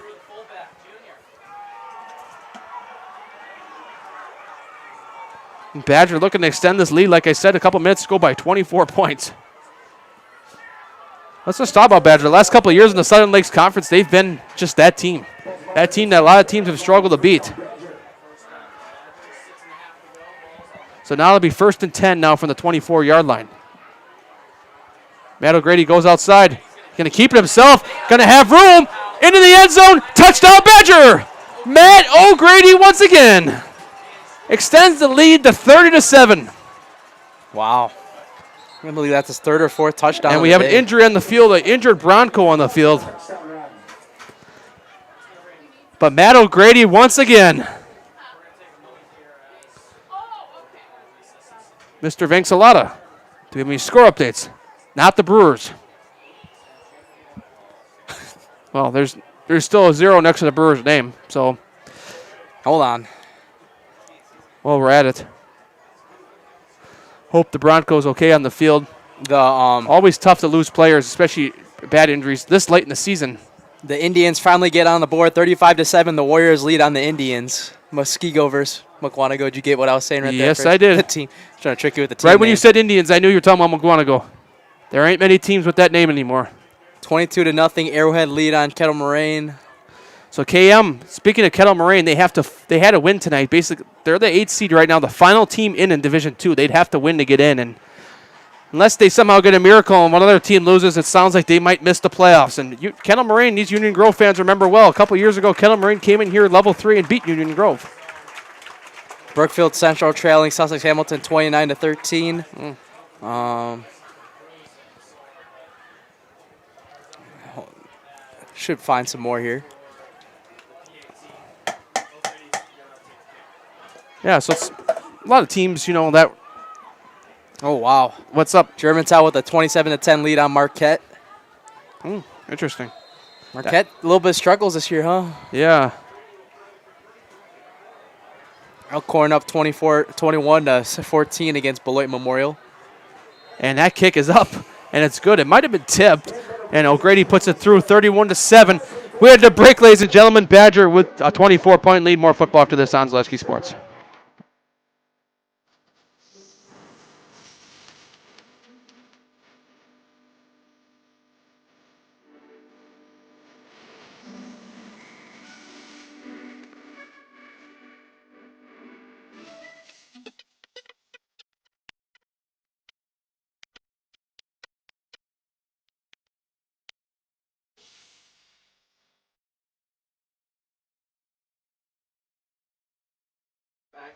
Back here on Zaleski Sports. Matt Peck, Elijah Vincelata here. 31-7 lead for Badger of Lake Geneva. And Matt O'Grady does it again. He hasn't scored every touchdown tonight, but he's trying to make himself a candidate for Highlight House Player of the Game. And we have a lot of people that we can interview if we can't get him. So Grady's set to kick it off. Who? I'll try to put you on the spot there, bro. Come on. You said a lot of people you can interview. The running back core, that's who I can interview. Yeah. Bring them all over, hey. Trust me, I had a backup last week, too, if, what's his name, Connor Pangallo wasn't available. I'm surprised, though, because this is 8-0 versus 8-0. The only game in the Milwaukee area, and there's no Journal Sentinel crew I here. don't think there's a news station here. No, there's not. I mean, as crazy as that sounds. Yeah, I mean, Southern Lakes people got a point that sometimes they're forgotten about, and I'm not going to sit here and deny that. And I'm not. We don't forget about them. Yeah, we're here. I'm not going to call local medias because there are a lot of other great games tonight. But that's why we had to come here. We didn't see a lot of coverage. We're like, this is a great game tonight, and we have a radio station here, Dick Cepha as well, who does a tremendous job. Racine County Sports. Dylan Dooley and Dan Barwick with Dan them tonight. Barwick, yep. Yeah, so from Barwikipedia on Twitter. So I could give my wave. They're way on the other side of the press box. So Schultz going to pass now to the right side is caught. Going down the sideline that time is Justin Williamson with the reception. It's going to be a gain of a couple, I think.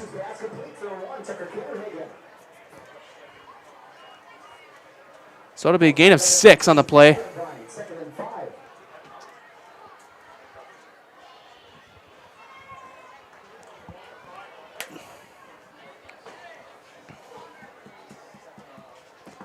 Second and 4 coming up now.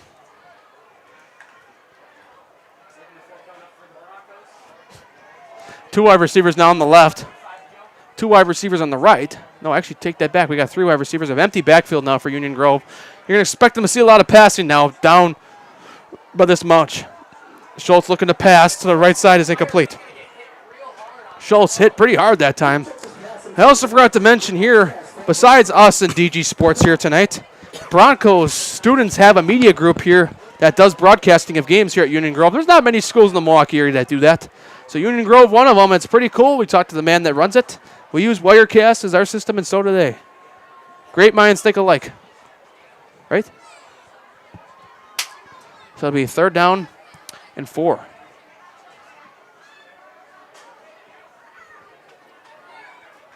And Badger, just talking about how dominant they've been all year. When we did the game against Slinger in week 2, they put a running clock on Slinger. 3 wide receivers on the left, 2 on the right now for Union Grove's offense on 3rd down here across the middle. It's caught close. That's caught by number 3, Quentin Martinez, the running back. Let's see. They're going to move the chains. 1st down.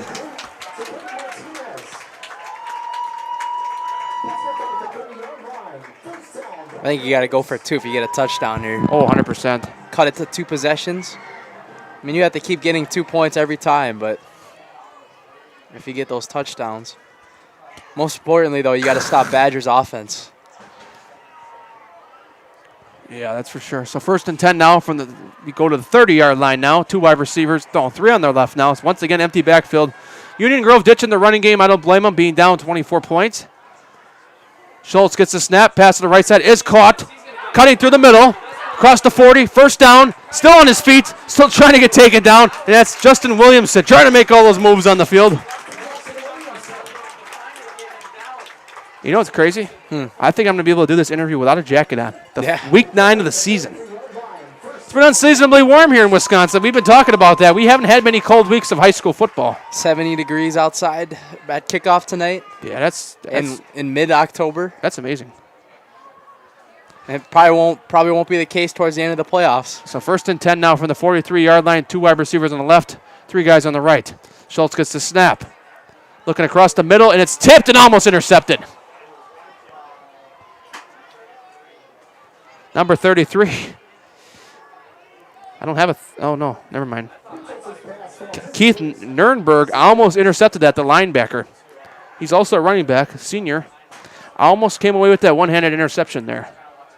So with 3:19 remaining here in this 3rd quarter, it'll be 2nd down and 10.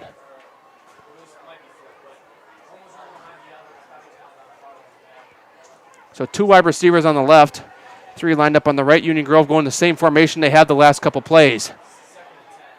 Schultz gets the snap. Quick pass to the left side is caught, and it's going to be Metline at the line of scrimmage. Quentin Martinez once again being the main wide receiver. And I say Justin Williamson. Those have been the 2 guys that Schultz has looked at tonight for the main part. But both teams typically a more so running offense.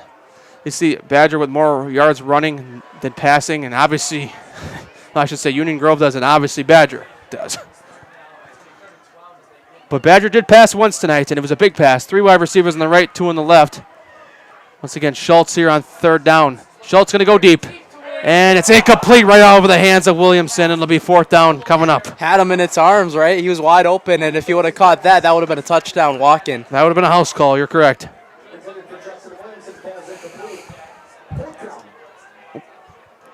So it'll be 4th down. Broncos will send the special teams unit on the field.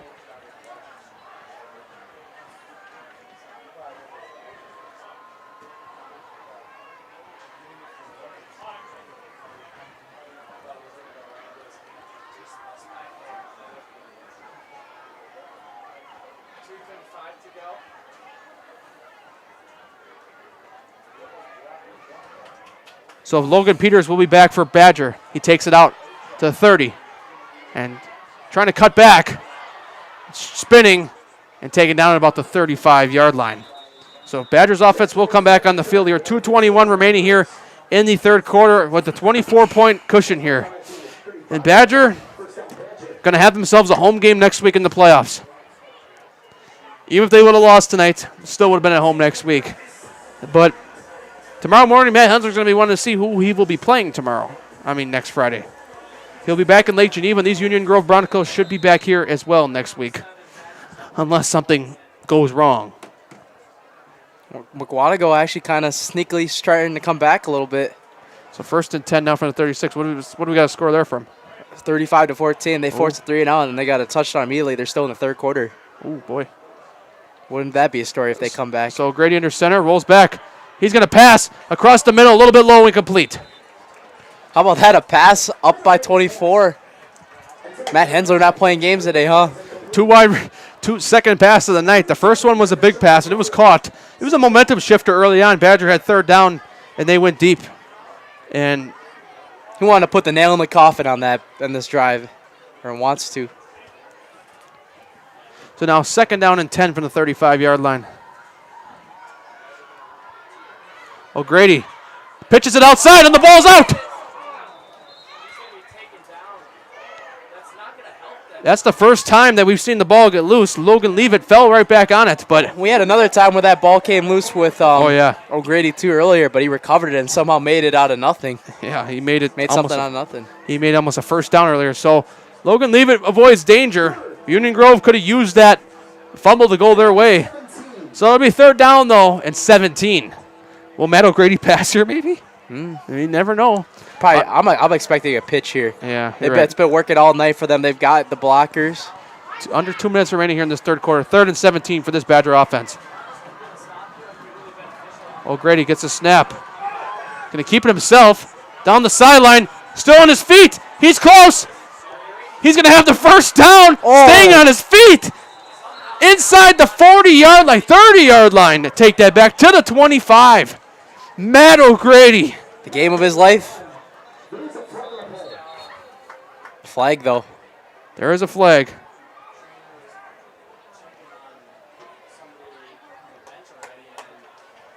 Yeah, but it's going to come back. There's an injured Bronco.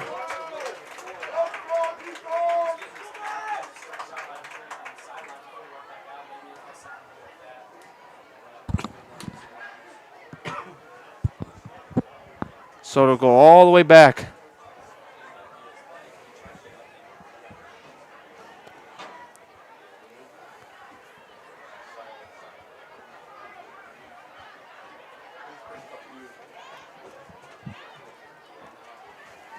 So it'll be 3rd and 17 now.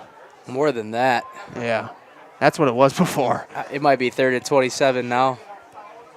Or else you could be looking at 3rd and 30 something. But the way Badger's been running the ball, I wouldn't count themselves out of it. So it'll be 3rd and 17. There's an injured Bronco on the left side. That's why we're stoppage of play right now. Take a 30-second game break. We'll be right back here on Zaleski Sports. All right, back here. We're back with better halves. Jane is looking for a better health plan. Jane? I need someone who'll make time for me. So, how would you two get to know me? You want time? I'll keep you on hold all night long. He sounds gross. Jane, I'm Steve from security. I won't treat you like a number. I've got award-winning service and coverage made just for you. Now that's better. Next up, networks.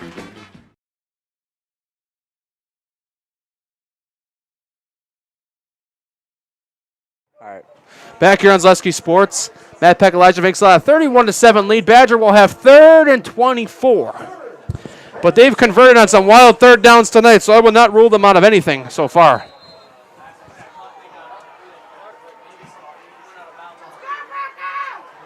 O'Grady looking to pass in the air and incomplete. So Badger, Union Grove forces a 3-down stop. Badger will have to punt, as I don't see them going for 4th to 24. Yeah, that would be the smart choice, right? Yeah, in their own territory.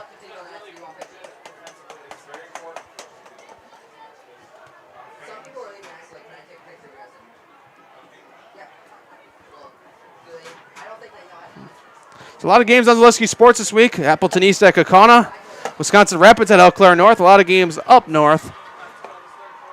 And if the seeds map out correctly, we could possibly have more than one game in the Milwaukee area next week. But we'll see what tomorrow morning. You think they'll come down? Yes.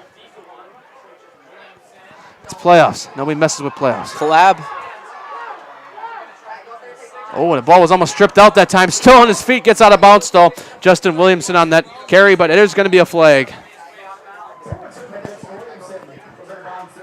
Yeah, you're right. Collab possible. Let's bring 10 cameras. Whole production trailer. Production trailer hasn't been in the Milwaukee area yet. Not going to rule out our own game yet either, though. No. Last year we had a thriller round 1 in Oconomowoc versus Racine Case. Racine Case's first ever playoff win? Yes. Or else it was yeah, probably. Oh, what else? It might have been their first home playoff win, maybe, because I know the year before they beat one of the MPS schools, which, Before they ran into the juggernaut, Mukwonago. Yeah. But still, that was quite a win for the county, kind of quite a win for the city, for Racine Case to come out and beat an Oconomowoc team who won the Classic 8 last year. Crowd definitely showed out for that game. Yeah, so 3 wide receivers on the left, 2 on the right. That's kind of the playoff moments you get. Schultz, obviously, with no one in the backfield once again. 1st down and 10 here. Schultz gets the snap. Looking to pass. And it's blocked. Wow. Deflected that time. Brock Walzer deflects that one down. Kind of faked me out right there.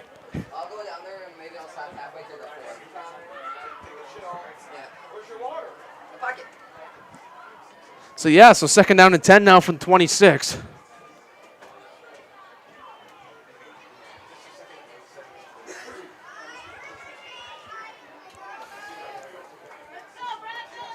So 2 wide receivers on the left, 3 on the right.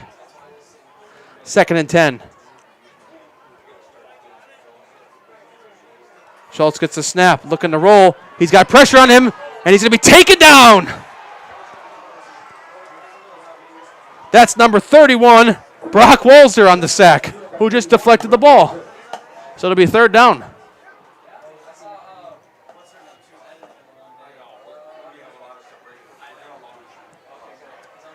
Big loss right there. So it'll be 3rd and 21, and we have about 30 seconds remaining here in the 3rd quarter.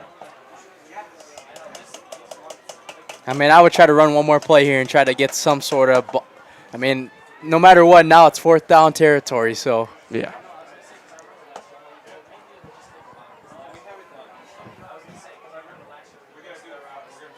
So 2 wide receivers on the left, 2 on the right. Schultz gets the snap, quick pass to the right. Oh, it's intercepted! Pick 6 all the way! Touchdown, and I think that's Brock Walzer. 3 straight plays.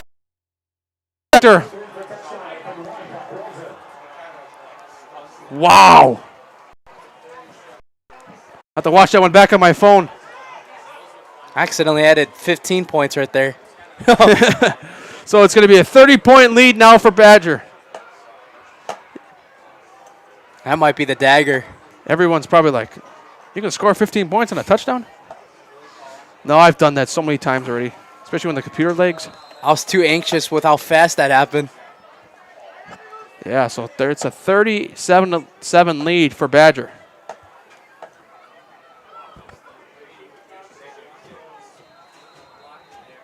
Badgers continue to show their Southern Lakes dominance after that extra point is good from Matt O'Grady. We'll head to the break, 38-7. Badger with the lead over Union Grove. More sales, more customers, more employees, more community support. Let Zaleski Sports help you today. Our advertising rates are less than what you have in your pocket now. People just like you watching this broadcast are your next customer or team member. Plus, you'll have the satisfaction of making sure that our light continues to shine on these student athletes. Use the phone in your hand. Email us now.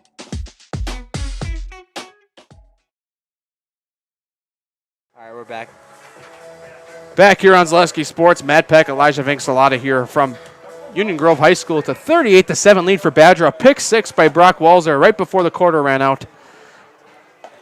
And that's kind of been the story of the game. Badger's been coming up big. And, you know, Brock Walzer might put himself in the house tonight, considering his 3 big plays on defense and then the pick six. It's going to be Matt O'Grady and Brock Walzer right now, but considering... Get both, yeah, if you could. Yeah, considering O'Grady's been in the house last time. Oh, right off the chest. That was a line drive of a kick. Picked up around the 12. Cutting outside.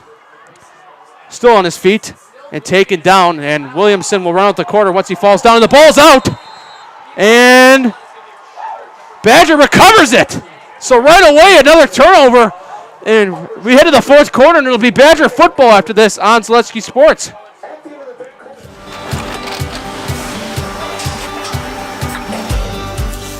Good day. My name is Ken Hyman, and welcome to Nasonville Dairy here in central Wisconsin, Marshfield, Wisconsin, as a matter of fact. We make a lot of different cheeses. We make cheddar, Colby, Monterey, Farmer's Cheese, Peach Cheese, Quesa Blanca, Quesa de Fear, Seco, Parm, Romano, Asiago, Fontina, Feta Caseri, Caflatiri, Cafla Graviera, 20 different flavors of Monterey, as well as making Edam, Gouda, and Munster. And the cheese be with you.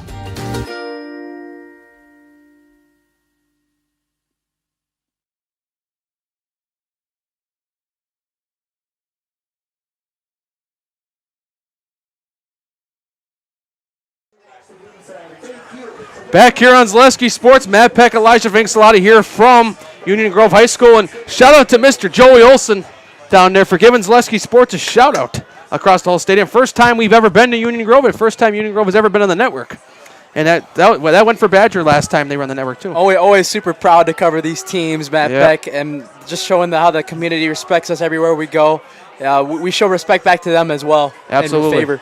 Well said.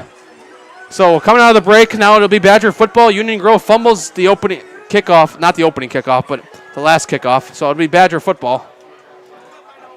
And keep in mind, I'm going to put this out there right now, but if Badger does, no, they don't. If they kick a field goal, no. But if they score a touchdown here, the clock will go a running clock in this game. So that's just something to keep in mind. Only if Badger scores a touchdown, because if they score a field goal, they're only up 34, and it's got to be 35 for a running clock. Just so the folks know if they see the clock running, if it comes to it, that's why. So, Matt O'Grady here on first down and 10. O'Grady hands it off, and it'll be taken down that time. On the carry, that time is Logan Leavitt.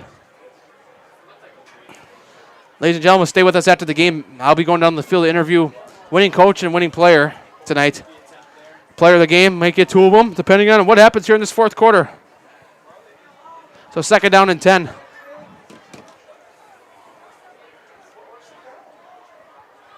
This time it'll be from the 30-yard line. No gain on the last play. O'Grady gets a snap. Going to toss it outside. That's Leavitt. Leavitt down the sideline. Got the first down and out of bounds. Man, those HB tosses continue to rule the world, huh? Yes. They ran it more than 7 times today, and I swear almost every time they do it, it's worked in a positive way. Like 90% of the time, it's worked. So Matt Hensler says, well, why not just stick with it? Yeah, and Union Grove still has a heck of a football team here. 8-0 in a season where they've struggled the last couple of years. They're going to get a home playoff game next week, and I think it'll be a winnable game, whoever they get. Obviously not going to say who yet because we're going to wait till tomorrow morning. It's through the middle. I think O'Grady. Yep, O'Grady keeps himself into the end zone. Touchdown, Badger. So now it's a 37-point lead for Badger. The running clock will start. Wow. Talk about a second half of executing on miscues for Lake Geneva Badger. What was the score at half? What is it, 24-7? No, it was 17-7. 17-7, so that's, let me do the math, 24, 31, 38. That's 28 points unanswered right there. Yep, and the clock will run coming out of the kickoff for Union Grove's drive. Obviously pending the extra point. 27 right now, but 37.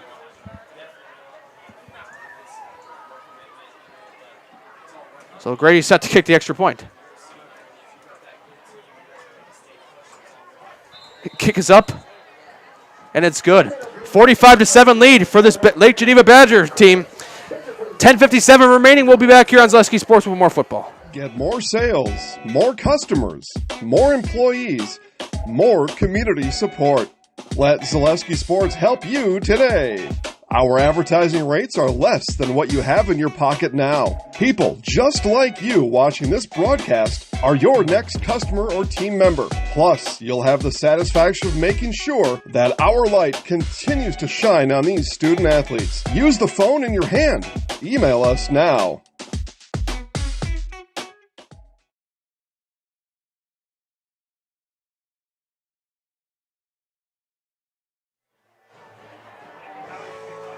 Back here on Zaleski Sports, Matt Peck, Elijah Vincelada here. A 45-7 lead for Badger here.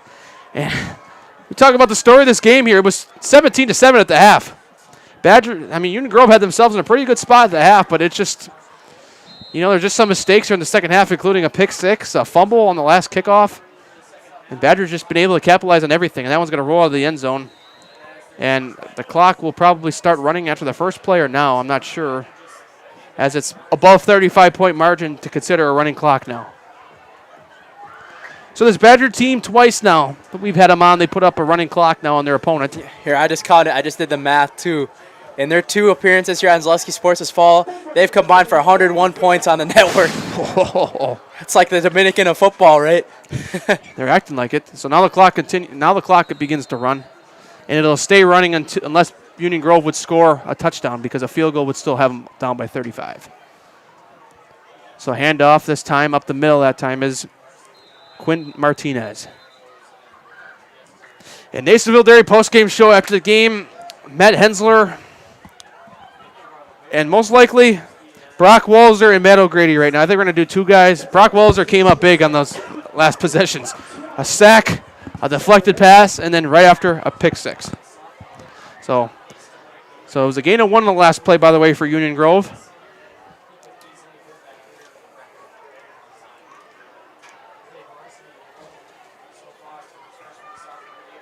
Second and 9 from the 21-yard line. Here's a snap, looking to pass. This time it's and he's taken down with a sack. And there's a flag right after the play.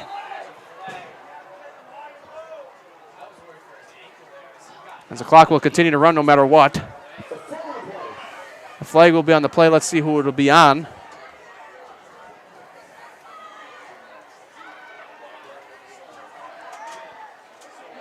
It's going to be against the defense. It's going to be a personal foul. So it will get the Broncos, most likely, it should give them a first down. Just talking about the playoffs again, Matt Peck. Yep. This Badgers team, obviously, I think they pretty much solidified themselves as a number 1 seed now. Most likely. 1 or 2 seed. Yeah, it's going to be interesting to see how the math works out. I think they at least got a 2 seed locked up. 2 seed is locked up for sure. The seed score is bad if they somehow didn't get a top 3 seed here. But here's the thing. They beat a good team in Slinger. Well, the thing is, we'll see what the math does after. Because remember, Union Grove will be 8-1 after this game tonight. They'll come through before the 11:59 deadline. So that 8-1 might help Badger move up to that 1 seed.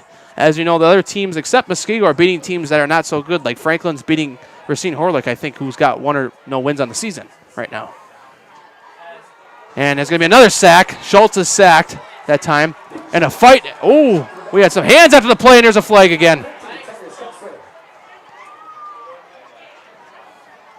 Yeah, things are getting chippy out there, that's for sure. Yeah, I don't think Union Grove's too pleased. Yeah, I saw somebody get up and just a hand get through. Yep, right in the back. Right next to the ref, too. They almost hit the ref, to be honest. There. Union Grove not too pleased here. You got to keep your composure here. I know you're down by 38, both teams especially. Got to be humble, right? Yeah, it'll be on Union Grove, too, so they'll move back even more.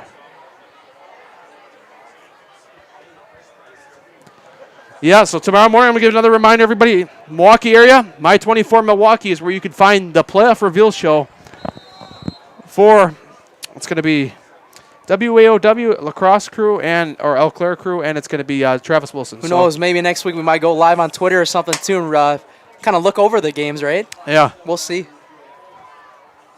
So 1st and 32. Outside is Martinez.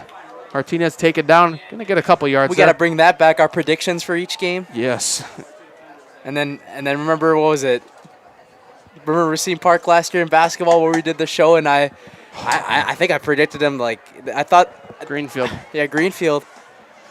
And Casey Robbins, right after they won that game, he screen recorded and he put it out on the line. He goes, "This was our motivation." All respect there. I interviewed him at the end of that game. Yeah, you're at right. the sectional final. Yeah, basketball season right around the corner too. I mean, we got about a month before me and you were sitting in the gym. And pretty soon here, in about a week or two, we're going to start picking our schedule out. Yeah. Tentative schedule. It won't be released to everybody because it's such a long season. Yeah, that's one, and a lot of things will change. We'll definitely try to leak our first game, though, soon. Yep. So that's through the middle. On 3rd down now is Martinez. He'll be taken down. Ooh, a lot of shoving again on the outside. Man, there's just been shoving all over the place tonight. It's been the most contact between both teams I've seen all year. We've been doing games, that's for sure. I would love to see a matchup between the Lake Geneva Badgers and the Muskego Warriors. That would be something. I'll tell you this, though. I'm going to pull $250 out of my pocket for the rights fees, and we're going to that game. If it's at Badger, if it's at Muskego, we're going. Pack up the car, we're going to be there. Muskego plays Franklin. I'm going to pull my $250 out of my pocket. We're going to be there. That's a high snap. And that's going to be taken from about the 33-yard line across to the 40. And taken down at about the 42-yard line. The clock will continue to run. Badgers offense will come on the field, and I would not be surprised if we see guys like O'Grady probably pulled from the game now.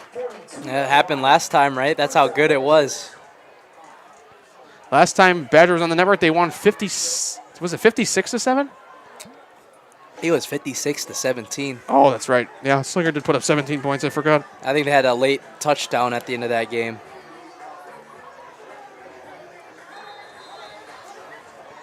So Grady and Brock Walls are leading candidates for Highlight House Player of the game, unless something crazy happens here. But if I see backups in there, nothing's probably going to change.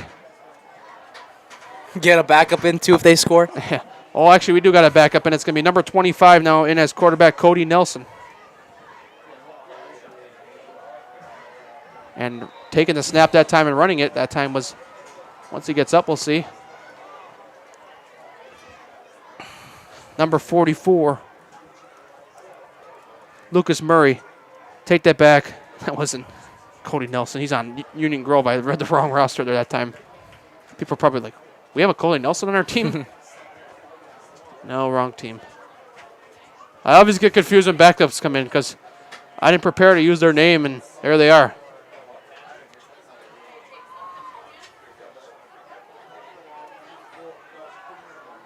So actually, in a quarterback now is going to be, there's no number 25 on the roster for Badger.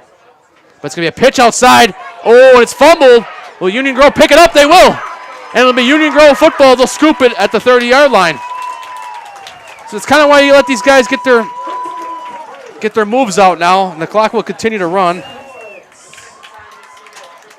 4:05 remaining here. At this point of the game, I mean, if you're Union Grove, you just got to take any sort of momentum you could get, right, heading into the playoffs next week. They're going to probably get a top top 4 seed, likely. Yeah. So under 4 minutes remaining now. Union Grove's offense will come back on the field. They forced their first turnover of the day. What was the projections from the Zaleski Sports VIP of Union Grove coming into this one? Seed? Yeah. Well, this is off Andy Lavoie. Zaleski didn't do seeding this year for football because of there's a free version out there. Andy Lavoie, you said? Yeah.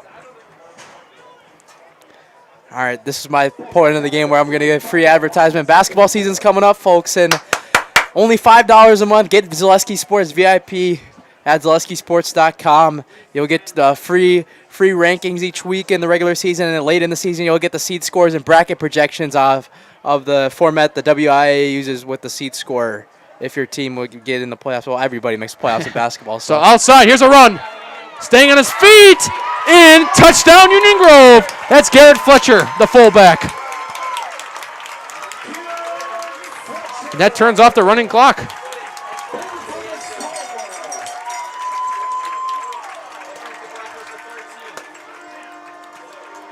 Like I said, get some sort of momentum heading into next week, and they do just that. So Union Grove scores a touchdown there.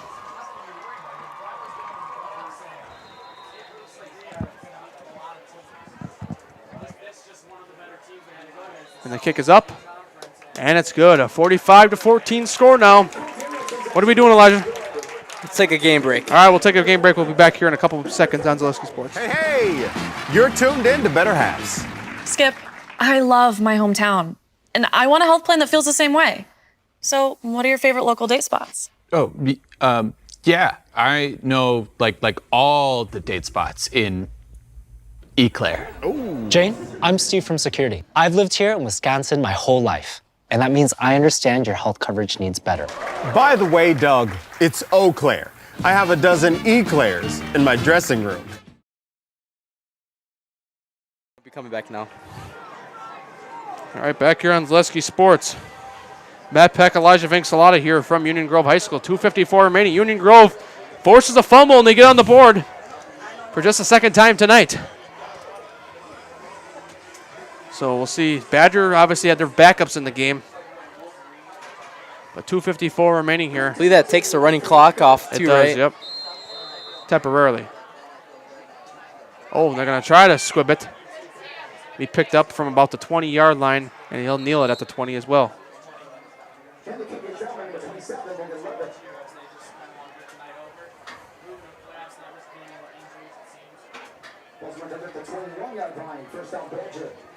So it'll be first down Badger coming up now. We're not done yet, ladies and gentlemen. Still got, we hope, last year we only did 3 playoff games. We hope this year we can get 4 in, depending on the schools. Maybe a state game in this year, audio broadcast, and one of our close teams make it. We still hope to have a lot of football in front of us. Before we hit the, what was it, 4 months of basketball season? Yeah, that's a long time. It's going to be a fun 4 months, though. Hands off outside. That's number 23. Cutting out. Got room. Taken out of bounds. That is Jackson Kutchenberg. I tell you what, as the running clock continues, basketball is a season I'm really looking forward to. You know, every year, 100%. Every year, the coverage teams down here are amazing. Yes. We're going to expect to have a lot of coverage of a lot of teams around the area. Oh, yeah. And that's, it's really exciting because, basketball is a different sport because they got even less media coverage of basketball down here. We don't even have a lot of media coverage of football. We have My 24. I'm talking about video streams. They're not doing playoffs though, right? No, they're done. So this is it for them. It's just us, basically. We're the only ones. You can count ESPN in Milwaukee as well, but they just do Catholic Memorial. And that one's cut outside, right side, and it'll be close to a first down. That is number 20, Blake Braden. I don't believe we will be doing Catholic Memorial at all for the rest of this year. We had them on week 1 this year. The game where you had to scramble. Yeah, don't you notice how we remember the Charger every week ever since? Yep. And the Charger was in my basement wall, and obviously a lot of, the Franklin fans will make fun of me because we saw them after that. They're like, oh, you're the one that forgot the Charger, right? Because a lot of them didn't come to that game, and then, Badger wouldn't get it. But I was thinking to myself, where's the nearest Best Buy to Badger High School? Because that was the week after. I'm thinking to myself, He was all the way in Kenosha, so even worse. So 2nd down and 1, 30 seconds remaining in this game. Badgers looking to run the clock out, take it down. It will be a 1st down. Will they keep the clock running? Yes, they will. So, ladies and gentlemen, it's going to be a 45-14 win for Lake Geneva Badger. They're going to win the Southern Lakes Conference once again and finish 9-0 this season. Union Grove will finish 8-1, but after this, Nasonville Dairy postgame show coming up with Matt Hensler, head coach, and Brock Walzer and Matt O'Grady will be our highly housed player of the games. Subject to change depending on media availability, but that's who we're looking to get right now. Nasonville Dairy postgame show coming up after this on Zaleski Sports.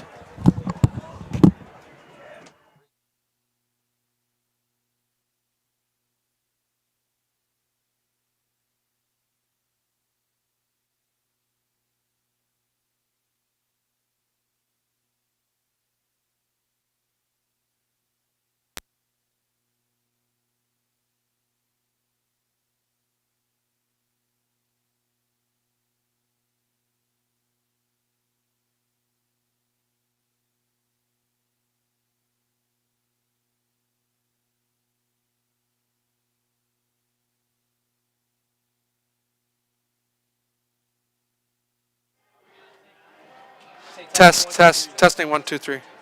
All right.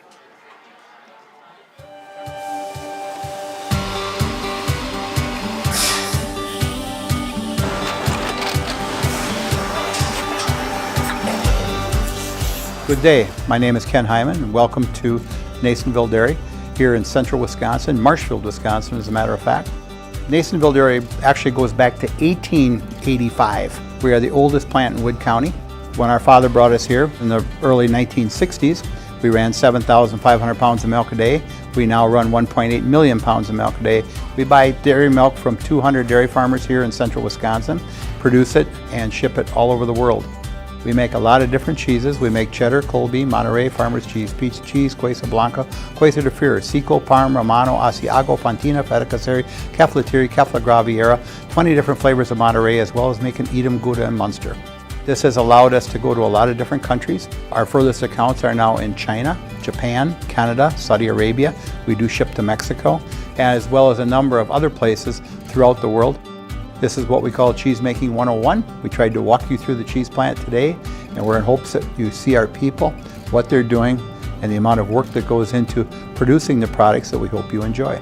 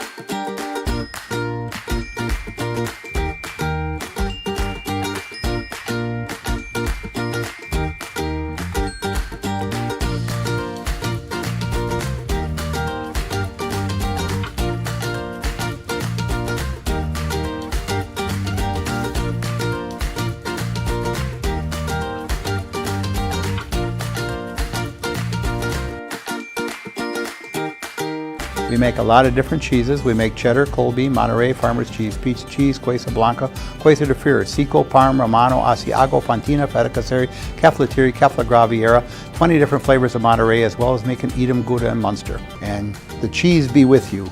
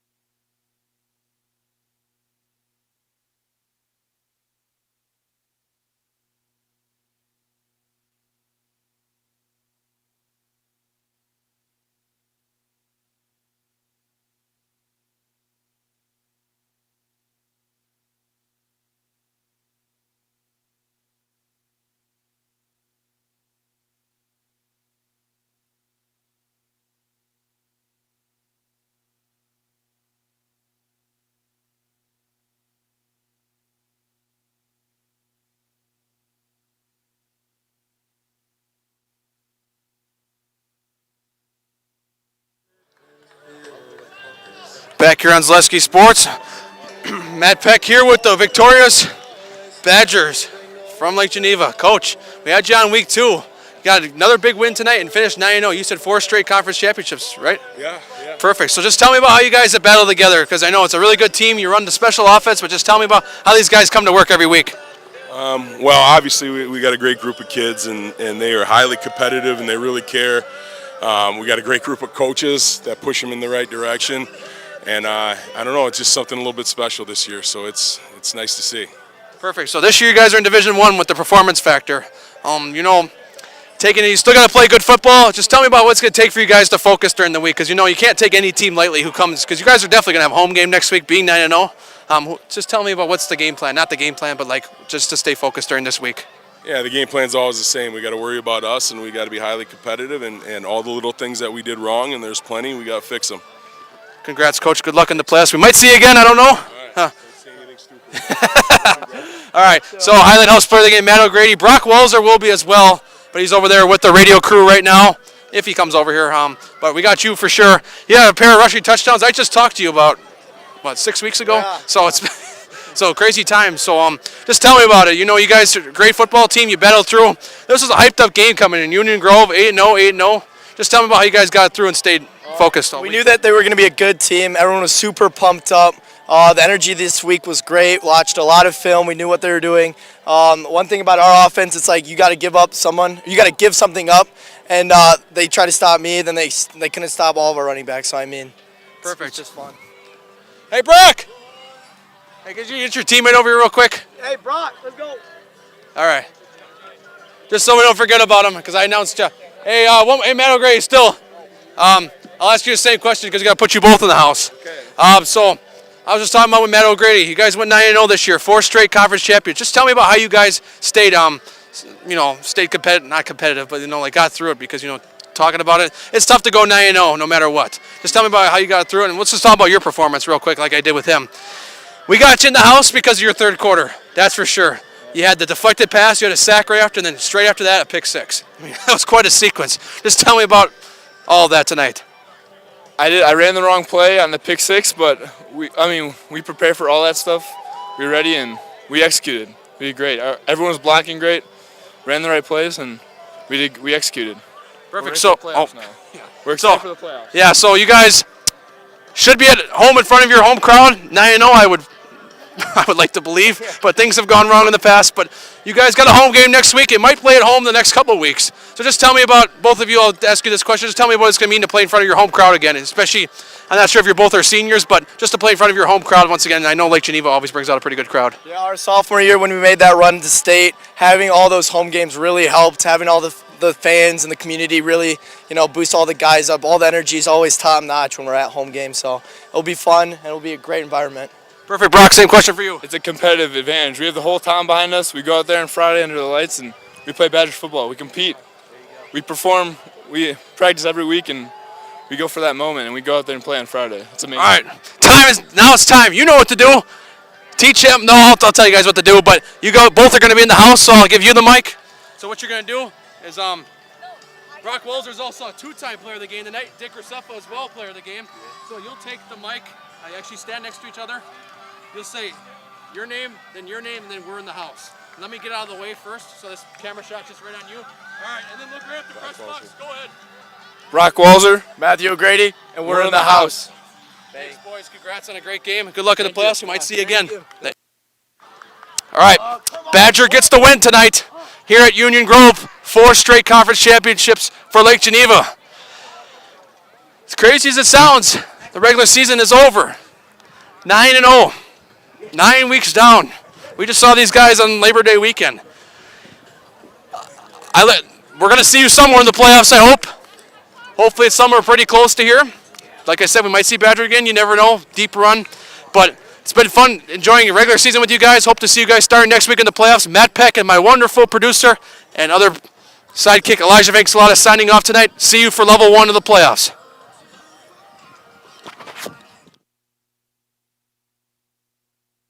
Couple of conference scores before we sign off here. Elijah Vanxalata with you here right now. Couple of conference champions. The Franklin Sabres, a 3rd straight year in the Southeast Conference. They finish it off 9-0 for the third straight season in a row. The Franklin Sabres last year in the SEC Conference finishing with the dub there. The Classic A Conference, Muskego closing in on a standalone conference win there. They rattled off an 8-0 run after that week 1 loss. It could have been 9-0 if they didn't have that field goal blocked late in that game. And in the Greater Metro, we're closing in on a 3-way tie of Germantown, Marquette, or no, not Marquette, or Sussex Hamilton, Brookfield East, and Germantown in that Greater Metro. And obviously right here, before we sign off here, the Southern Lakes Conference champions, the Lake Geneva Badgers, they will likely get a number 1 seed next week. These Union Grove Broncos as well, likely to get a top 4 seed tomorrow. Just one more reminder tomorrow, tune in to My 24 in the Milwaukee area to watch the seeds be released on My 24 at 10 a.m. Just look up my24.com and you'll find it there at 10 a.m. All seeds, all divisions will be released at 10 a.m. tomorrow. I'm Elijah Vincelada. I'll be signing off here. We'll be right back with you here on Zaleski Sports next week, hopefully with a football game. Thank you guys for watching.